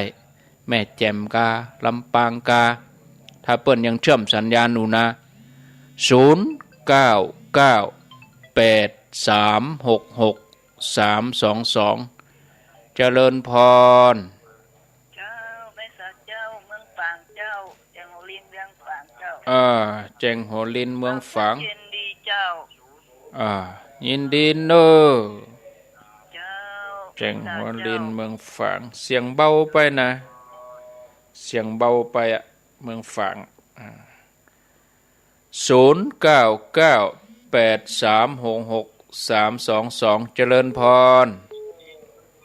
กาบตาเจ้าฟังอยู่เจ้าอันนี้ดังดีเจ้าโดยน้อยโมทนาบดมืดวันนี้มือโวยเจริญพรไปอย่างโวยเนอะเจริญพรครับพ่อครูครับโตจากไหนบ้านสันขี้เล็กเรื่องพ่อครับสันขี้เล็กโอ้ฟังที่ฝ่ายหินเนาะฝ่ายหินนะครับยินดีเนอะครับไว้สาธุเจริญพรติดแล้วเนอะกับนมัสการเจ้าอาจารย์โทษจากที่ไหนจากลำปางเจ้าคือลำปางจะน้อเปิดได้ฟังบุญยวาสกะเจ้าบุญยวาสเจ้าวันนี้ได้ฟังกันแต่เจ้าได้ฟังตั้งแต่3 โมงแล้วเจ้าได้ฟังเรื่องมหาตุกตะนี่อินดูมันก็เจ้าใครหัวไปด้วยน้องใจอ่อนเหมือนอินดูโยมแม่สิบ่ะไปทำบุญนะตั้งสร้างความดีนะครับเสียจะไปมันมาได้ยากนะเขาไม่ได้ใจอ่อนเปิ้นลืมจดชื่อใหญ่วะอินดูบุญจะมีอยู่เราฟังต่อเนาะเจ้าโมทนาลำปางปุ่นก็มีวันนี้บ้านอาจารย์วิสุวัตรปุ่นเจริญพรเจ้านี่อาจารย์สมศาสตร์แล้วเจ้าไปใจจะได้สมศาสตร์ที่ไหนฮะเนาะมันใจสมศาสตร์เจ้าอย่างเจ้าตุเจ้าบรรยงอยู่โดยรอเพ่เจ้าจุดเจ้าเนี่ยเจ้าสมศาสตร์ใจเจ้าแหละไปใจอย่างเสียงก็ไม่ใช่เหมือนกันแล้วแม่เนี่ยแม่ได้ฟังตั้งแต่ต้นรายการก็เจ้าได้ยินเจ้าก็แนะนำชื่อแล้วล้อต้นรายการน่ะปัจจัยเจ้าอาจารย์ชื่อปัจจัยเจ้านาน ชื่อพ่อครูอภิวัตวิกรมเออเอ้ย ที่ว่าอยู่อันวัดอย่างก็ที่ว่าจะไปถอดกฐินวัดบ้านเหนือนะเจ้าแม่นก็เฮาอยู่ปากตังเจริญเชียงใหม่เพ่แล้วจะไปทอดกฐินเมืองปานวันที่1วันที่1เลยเจ้าแหละ1เมืองปานเจ้าแล้วเขาเจ้าจะโอนตังไว้ถวายหัวโอนนี่หัวโทรหาท่านมหาสมชาติท่านเจ้าโมทนายาวถ้าอู้ยาวรายละเอียดยาวเจริญพรแต่ว่าเจ้าอินดูคนเท่าได้จากที่ไหนจากที่ไหนก็จากที่ไหนก็แม่นั่นก็แม่ก็อู้ไปตีกับเขาไม่ได้สักคำแม่เจริญพรอย่างใดก็มีแต่เจริญพรจากที่ไหนฮะจากตังใดบ้านแม่บ่อุ้มครับแม่บ่อุ้มบ้านแม่วังปนนั้นจันโลนเฮฟังคลื่นของป้าดมกะปนนั้นครับได้ยินชัดดีเนาะชัดเจนเดี๋ยวฟังต่อเรื่องตุ๊กตานี่นะครับยินดีเนอนี่ก็ป้นนั้นจันบ้านน้ำต้นแม่วางเจริญพรแม่พ่อครูแม่บ่พัดฟังเงินเนแม่บ่พัดวันผูกปะกันที่สันต้นมือแม่ขมวดบ่แต่แม่บ่พัดกุลันโมทนาฮะถามว่าละหันกับละหันเนี่ยได้มันถูกเนี่ยอรหันก็ละหันมันถูกถึงกู้ถูกถึงกู้แค่หมดแน่นอนเจ้าพูดนะเจ้าโมทนาเปิ้นเคยว่าอย่างอันนะโมนี่มันจะเหมือนกันเหรออินเดียกับนัมโมมันสำเนียงมันจะเหมือนกันคนเมืองก็ว่าไปอย่างเชียงไฮ้ก็ว่าน้ำเชียงใหม่ก็ว่าน้ำไปตังหอดตะวันน้ำก็คือกินแล้วก็ทำให้ชุ่มคอนั่นแหละ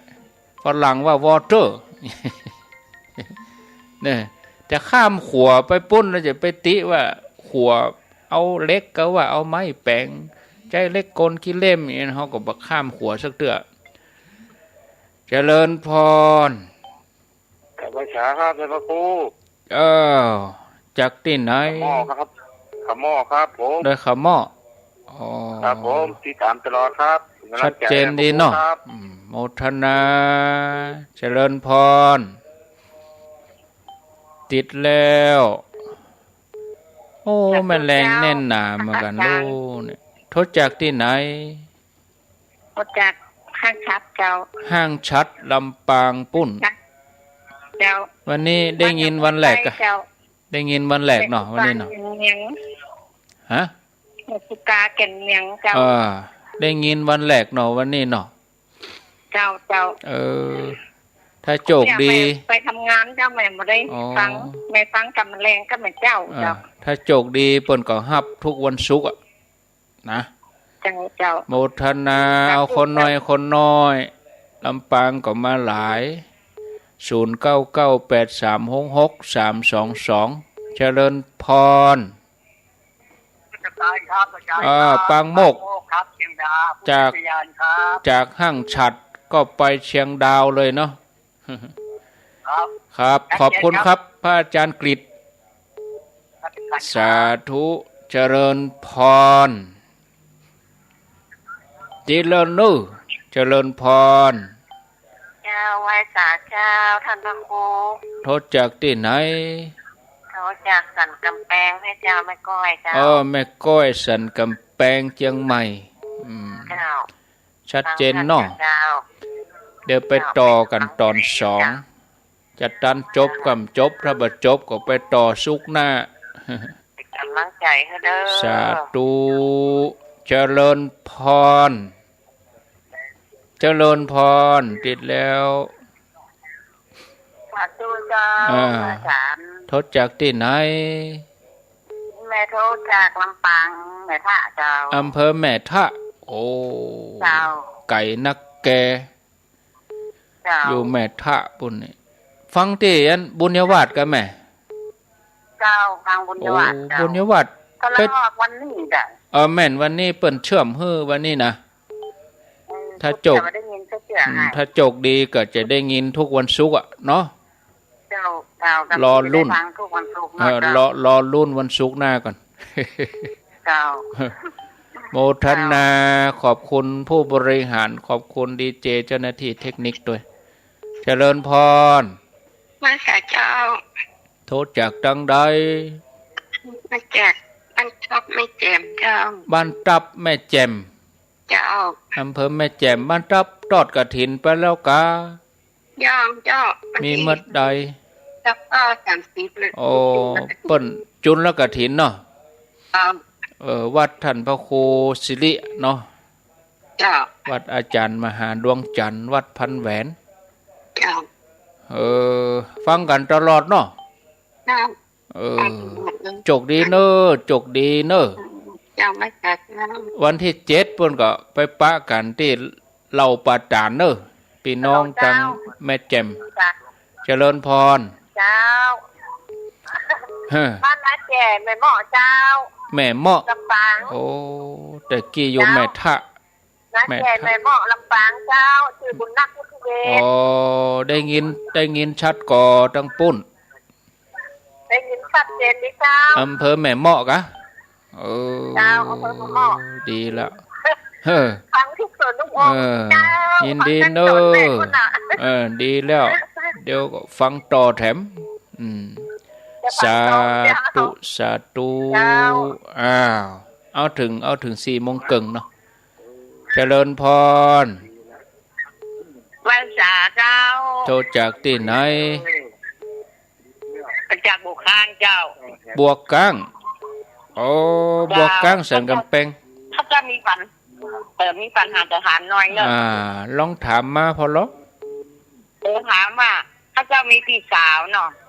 แล้วข้าเจ้าทำบุญไปหน่อยโจนทำบุญไปแล้วก็ข้าเจ้าวันพร้อมกับปีปีนี่จะได้บุญกันนะเดี๋ยวรักก่อน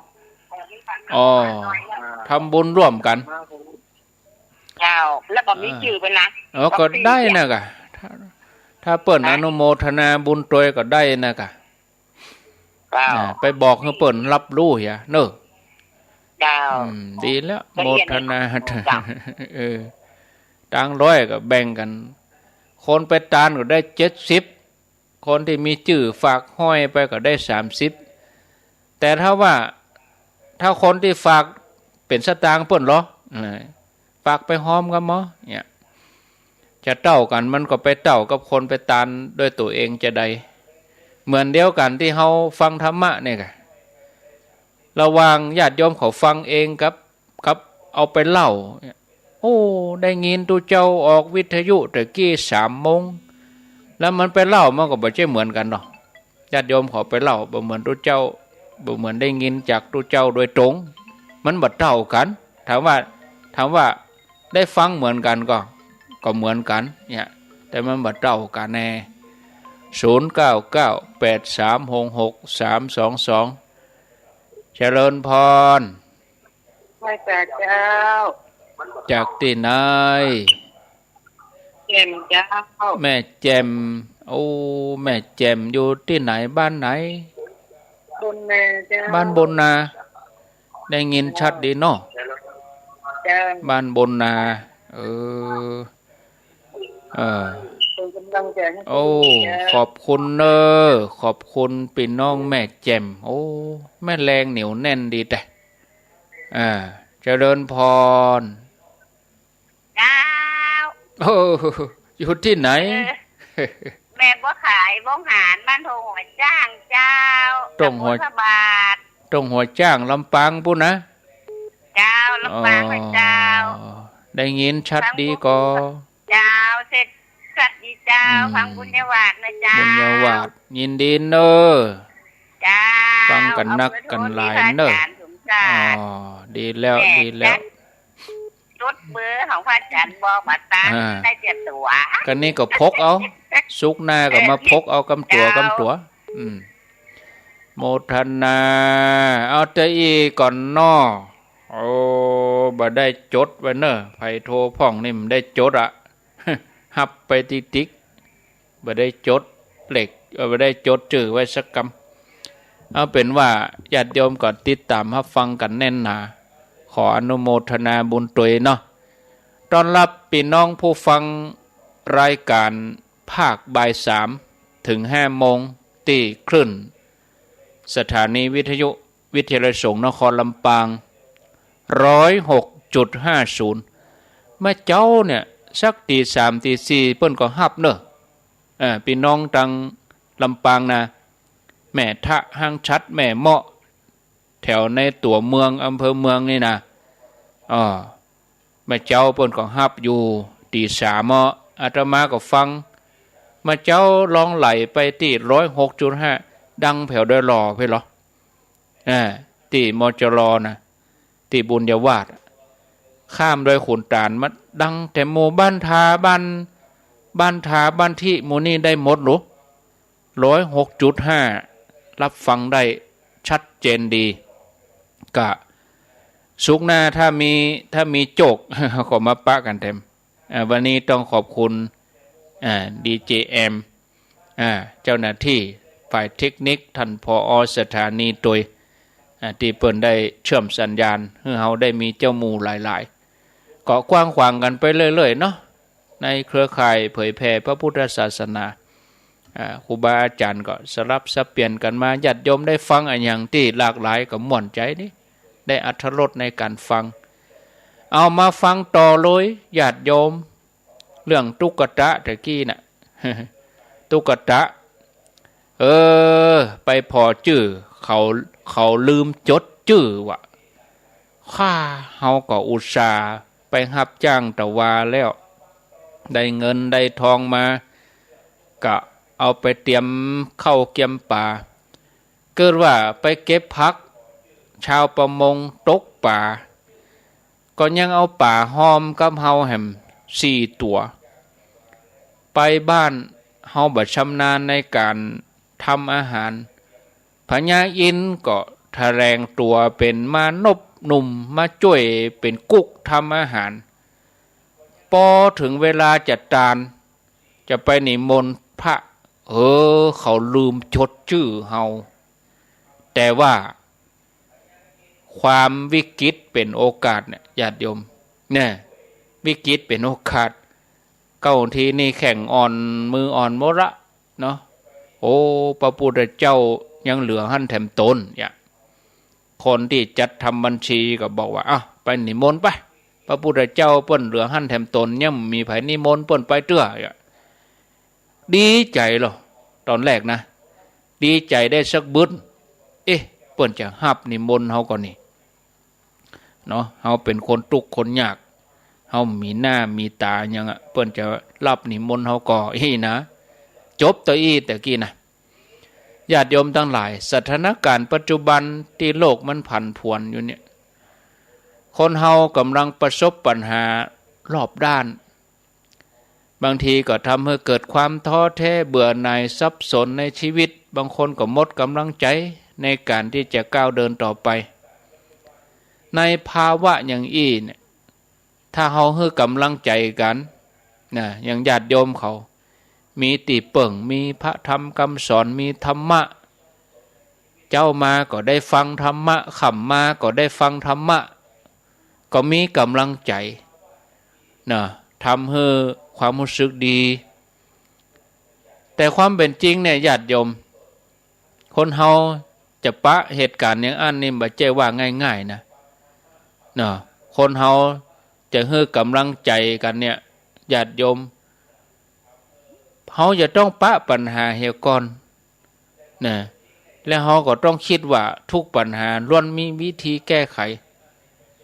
ปัญหาก็เลยมีไว้แก้ไขนี่ คะแนนแปลงใจให้นิ่งแปลงใจให้จุ่มเย็น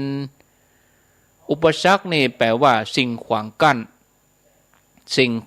นในการทำความดีครูบาอาจารย์นักปราชญ์บัณฑิตเปิ้นว่าอุปสรรคแปลว่าทางใกล้สวรรค์อีวะใกล้ความสุขใกล้สำเร็จที่ใดมีอุปสรรคก็แสดงว่าที่นั่นใกล้ความสำเร็จถ้าบ่มีอุปสรรคก็แสดงว่าบ่ได้เริ่มต้นอย่าฉะนั้นเมื่อปะอุปสรรคก็ขอให้เฮามีความดีใจเตอะว่าใกล้สำเร็จแล้วเฮามาติดตามเรื่องราวของมหาตุกตะผู้ที่บ่มีความย่อท้อในการทำความดีตอนที่ว่าข่าวตะกี้ตุกตะเสียใจผู้จดบัญชีเมากวนหัวสารวนจนลืมนะทีนี้เขาก็บ่มีความท้อแท้เข้าไปหาพระพุทธเจ้าวันนั้นนี่พระพุทธเจ้าเปิ้นก็ตรวจดูสัตว์โลกเปิ้นแผ่คายพยานดูเวลาใกล้แจ้งพระองค์ก็หันมาหาตุกตะเนี่ยเข้าคายพยานเลยพระองค์ทรงรู้ว่ามหาตุกตะจะเลี้ยงพระตั้งใจทำงานไปรับจ้างแต่ว่ามหาตุกตะนี่จะบ่ได้เลี้ยงพระเนื่องจากคนที่จดบัญชีเนี่ยลืมเขียนชื่อลืมแบ่งพระไว้ให้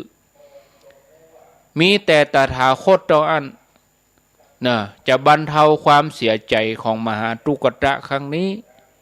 จะเป็นที่เปิ่งของมหาตุกตะพระองค์พิจารณาอย่างอันแล้วพระองค์ก็เสด็จไป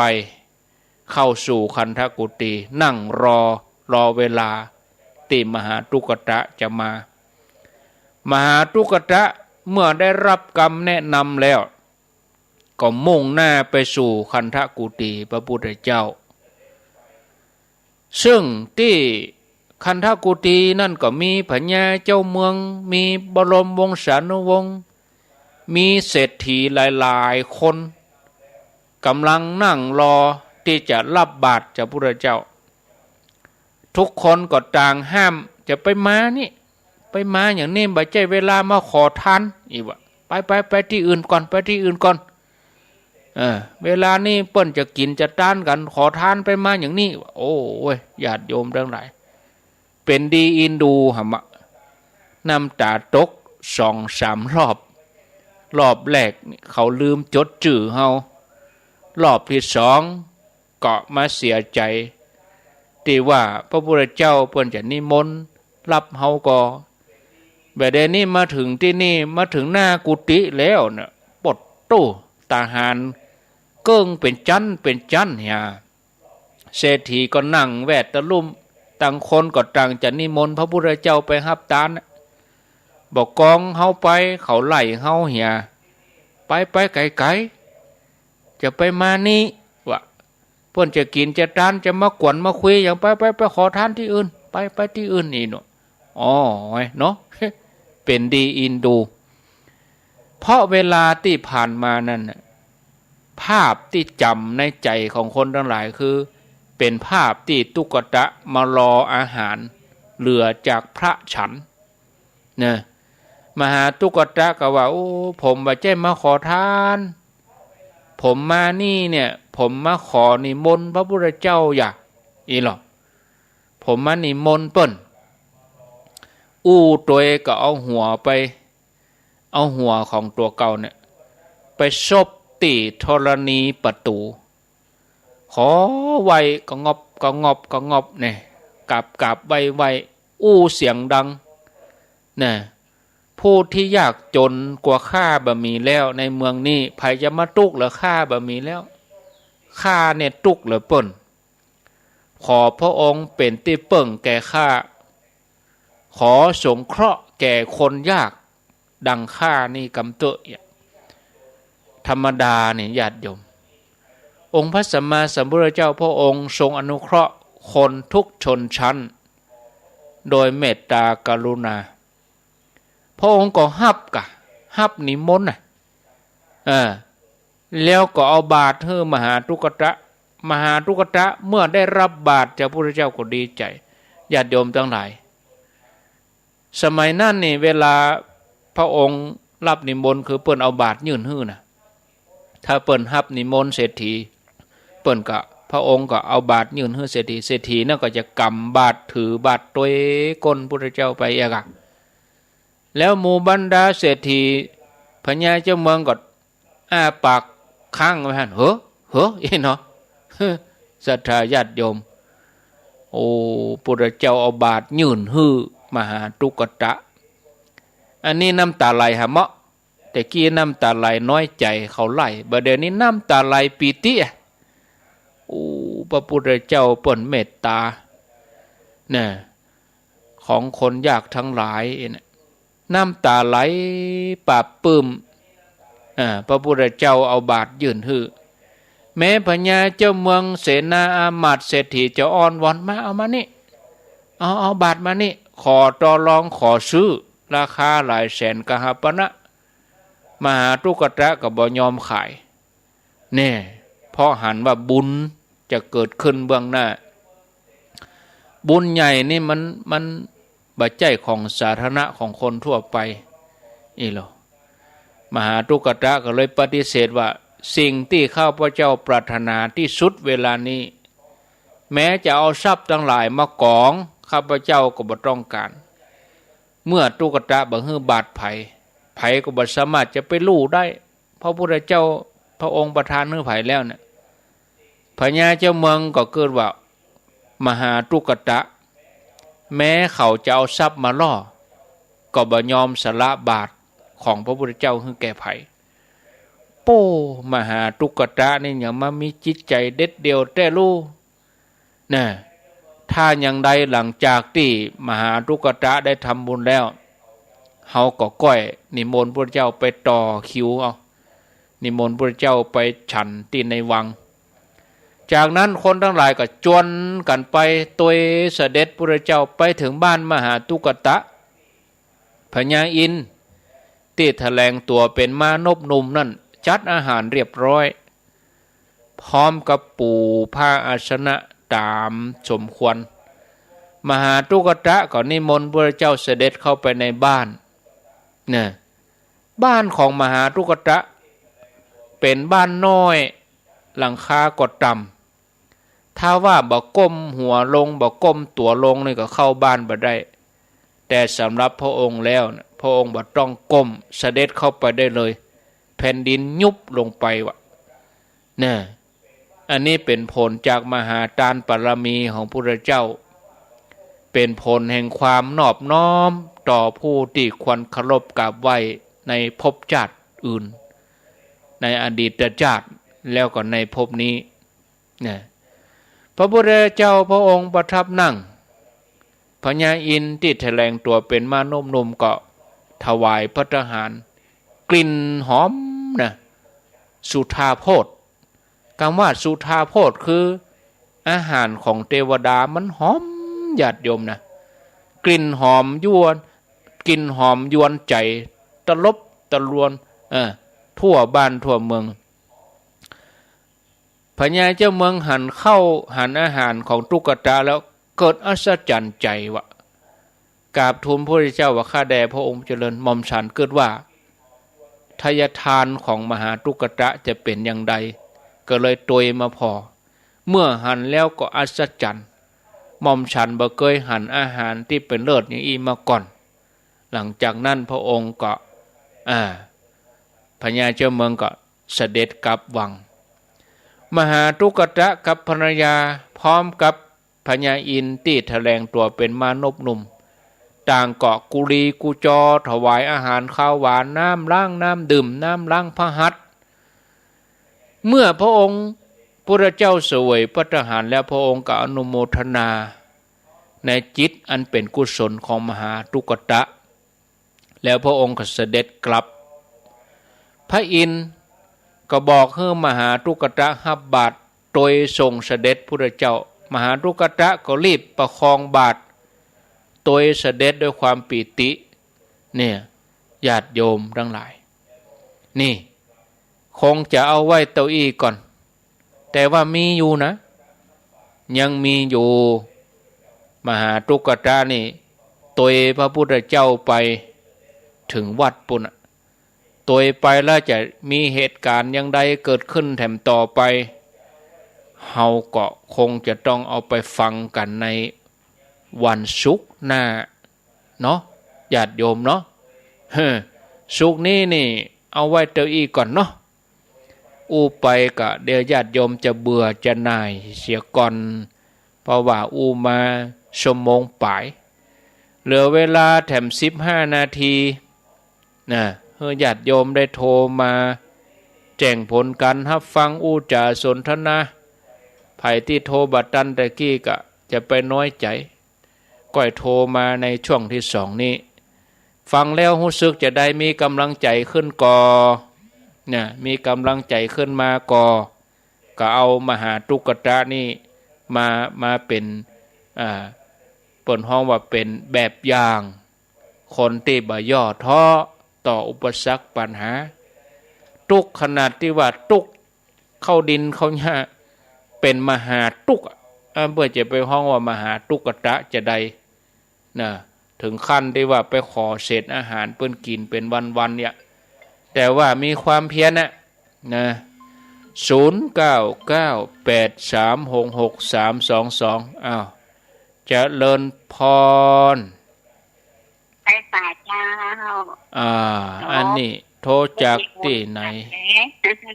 ฮะโทรจากไหนจะมีบุญวาสนาที่ได้ฟังเทศโอ้ประทับใจมากเลยเจ้าโทรจากที่ไหนแม่จากไอ้ลำปางนี่เจ้าตำบลชมพูอำเภอเมืองเจ้าอำเภอเมืองเนาะเจ้าวันศุกร์หน้ามีโอกาสก็มาทำฟังไอ้มาตลอดเจ้าคิดว่าขั้นจะตี 3 ตี 4 ตี 3ก็ฟังนะเจ้าดอยเนาะมาเจ้าก็ฟังตลอดเจ้ายินดีเนอะเจ้าไว้สาเจ้าไว้สาเจ้าคันนี้ก็ได้ฟังแม่แรงแถมเนาะถ้ามีโอกาสนะจะเลินพรไว้สาเจ้าโทรจากจังใดแจกกันในเมืองนะเจ้านันทรามเนอะในเมืองนันทรามเจ้าฟังตลอดเจ้าท่านฟังกุตูดกุองเนอะมนลำได้โทรเนาะเจ้าฟังนะกะฟังเป็นโทรในเมืองปุ่นนี่บดมืดก่อเจ้ามืดครึ้มนะครึ้มฟ้าครึ้มฝนวันนี้โอ้ฝนถ้าจะมีเป็นกำลังใจให้ท่านตัวเนอะมันบดมันหนาวเนาะเจ้ายินดีเนอะเจ้าไว้แต่เจ้านะศาลาทำงานกลางแจ้งนี่ม่วนนี่นะศาลาก่อสร้างกลางแจ้งม่วนจะเลินพรเราแจกให้อาจารย์แม่ขันแก้ววันจะต้องโบนนะเจ้าแม่ขันแก้วจังเข่งแม่แจ่มเจ้าแม่ฟังอยู่เนอะได้ยินชัดเนาะแม่ขันแก้วเนาะได้ยินชัดเจนดีฟังกันถึงวันเนาะฟังถึงวันนะเจ้าดีแล้วท่านอาจารย์แม่จะฟังส่วนทุกกระแจมันติดไปยังดอยตัวก้อยรอฟังสุกหน้ากะเจ้าสุกหน้าจะมาเล่าต่อนะเจ้ายินดีเนอะไม่เจ้าบอกกับฟังจังวันนะหม่อนอกหม่อนใจปีนี้อายุต่อใดแล้วแม่ขันแก้วแม่83เจ้าโอ้83แล้วกะเจ้าดีแล้วกะอยู่ดีมีสุขเนอะเจ้าสุขภาพแข็งแรงแม่ขันแก้วจังเข่งเป็นศรัทธาวัดบุพารามเจริญพรโทรจากไหนลุงดีน้ำรัดเจ้าน้ำรัดจอมตองฟังชัดดีก่อชัดดีเจ้าชัดดีเนาะตีห้วยตองซักมันจะดังหึมหน่อยน่ะรอเปิ้นซ่อม 2-3 วันมันดังมันจะกวนหน่อยยินดีเนอะแม่ขันแก้ว ชาแม่ดวงดี ดวงดี ดวงดีทั้งญาติเจ้า นี่มาว่าแม่ขันแก้วเปิ้นปอแล้วล่ะเนาะ แม่ดวงดี0998366322เบอร์นี้เอาเฉพาะที่อู้รายการนะญาติโยมเฉพาะรายการอาตมาเท่านั้นถ้ารายการครูบาอาจารย์อื่นก็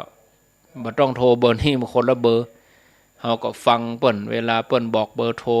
เปิ้นบอกเบอร์ไหนเฮาก็โทรเบอร์นั้น0998366322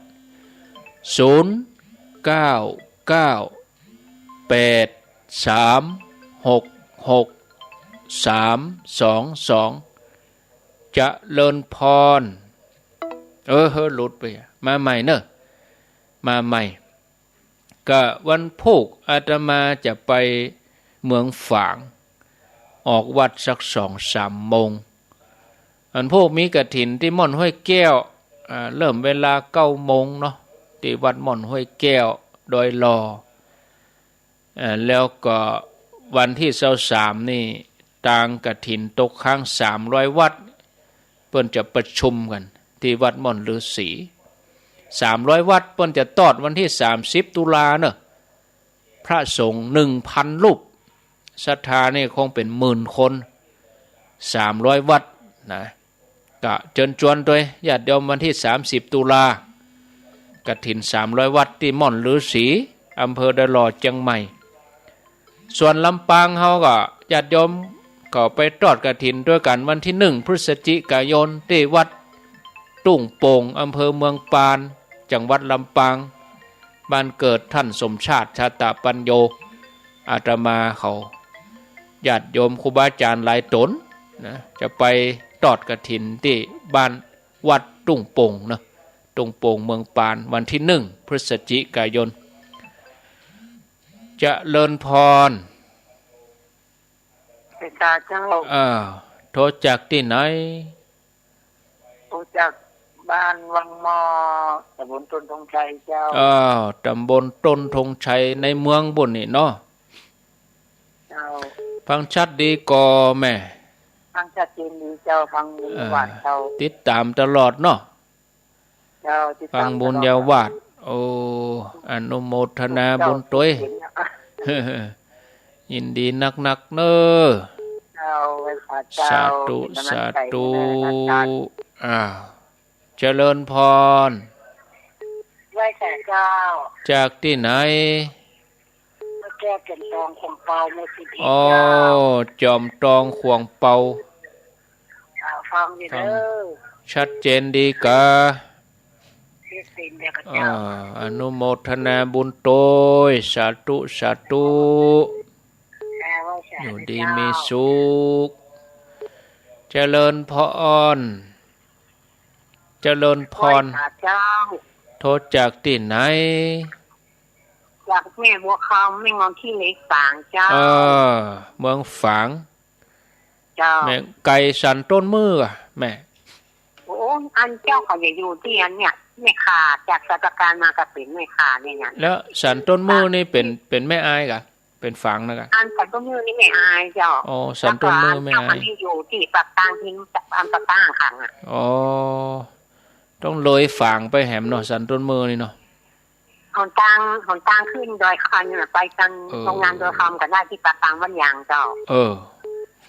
จากฝังไปแม่อายแหมไก่ก่อนนี่เจ้าไก่อยู่เจ้าไก่ประมาณกี่กิโลจากที่บ้านเจ้าคนนี้ไปฝางนี่อำเภอนี่มันอย่างป่าใจนะใจบ้านนี่แม่นะจากฝางไปแม่อายประมาณสักกี่กิโล4-50 กิโลจากลาวนะคะเจ้าไปสันต้นมือนะจากไม่อายแล้วก็เลี้ยวขวาไปยันสันต้นมือมาเจ้ายินดีเนอสาธุมาออกกลางบ้านคายของวันน้องพูนนะเจ้ายินดีอยู่ที่กาดสันต้นมือเอาเผื่อเวลาไปแหมชั่วโมงเนาะเจริญพรจากนมัสการท่าน ค่ะครูเจ้าโทรจากที่ไหนมาจากลำปางห้างชัดค่ะห้างชัดค่ะฟังชัดเจนดีค่ะห้างชัดลำปางไก่กาตุ้งเกวียนก็ค่ะเลยเกิดเลยการตุ้งเกวียนเลยกาตุ้งเกวียนเลยเข้าสัตว์เลี้ยงให้เข้าเป็นตำบลพุยังโคกนะคะไปทางลำปางหลวงพุ่นเนาะเจ้า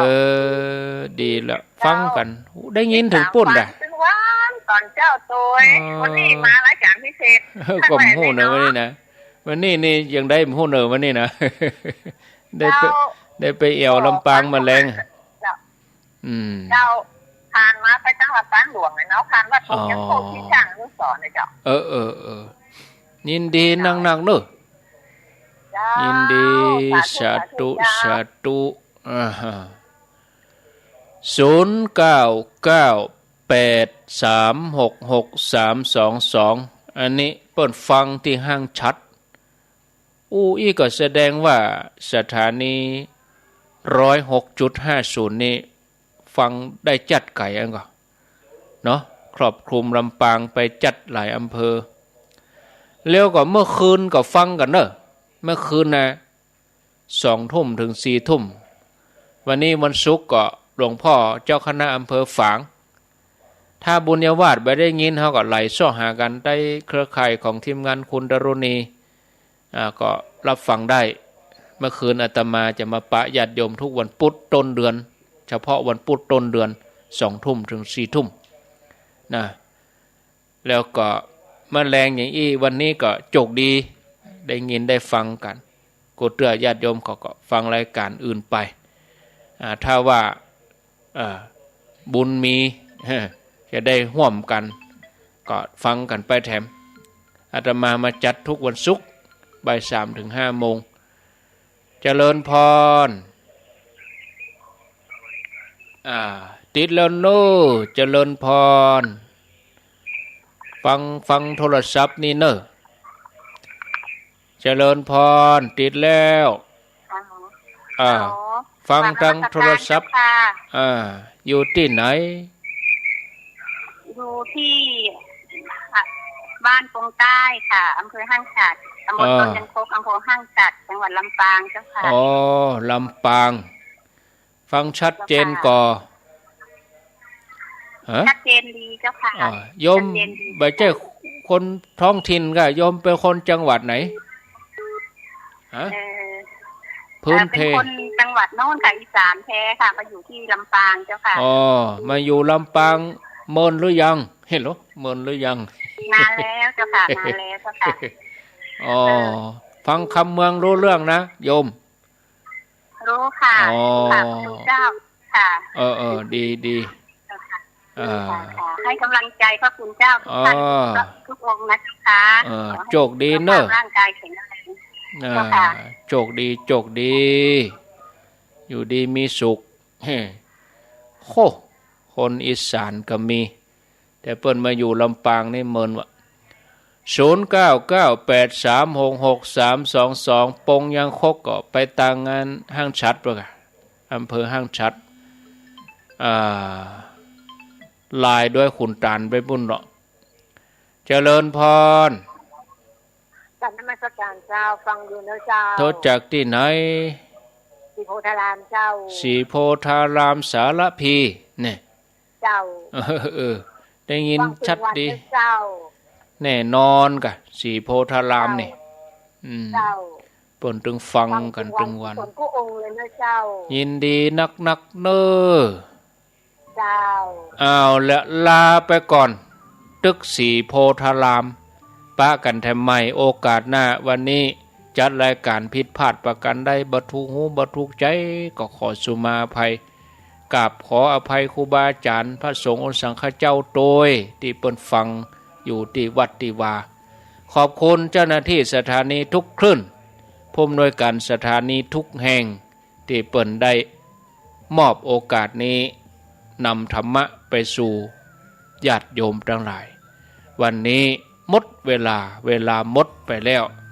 เฮือญาติโยมมีความสุขความเจริญเหมือนกันทุกคนทุกท่านอายุวันโนสุขังปะลัง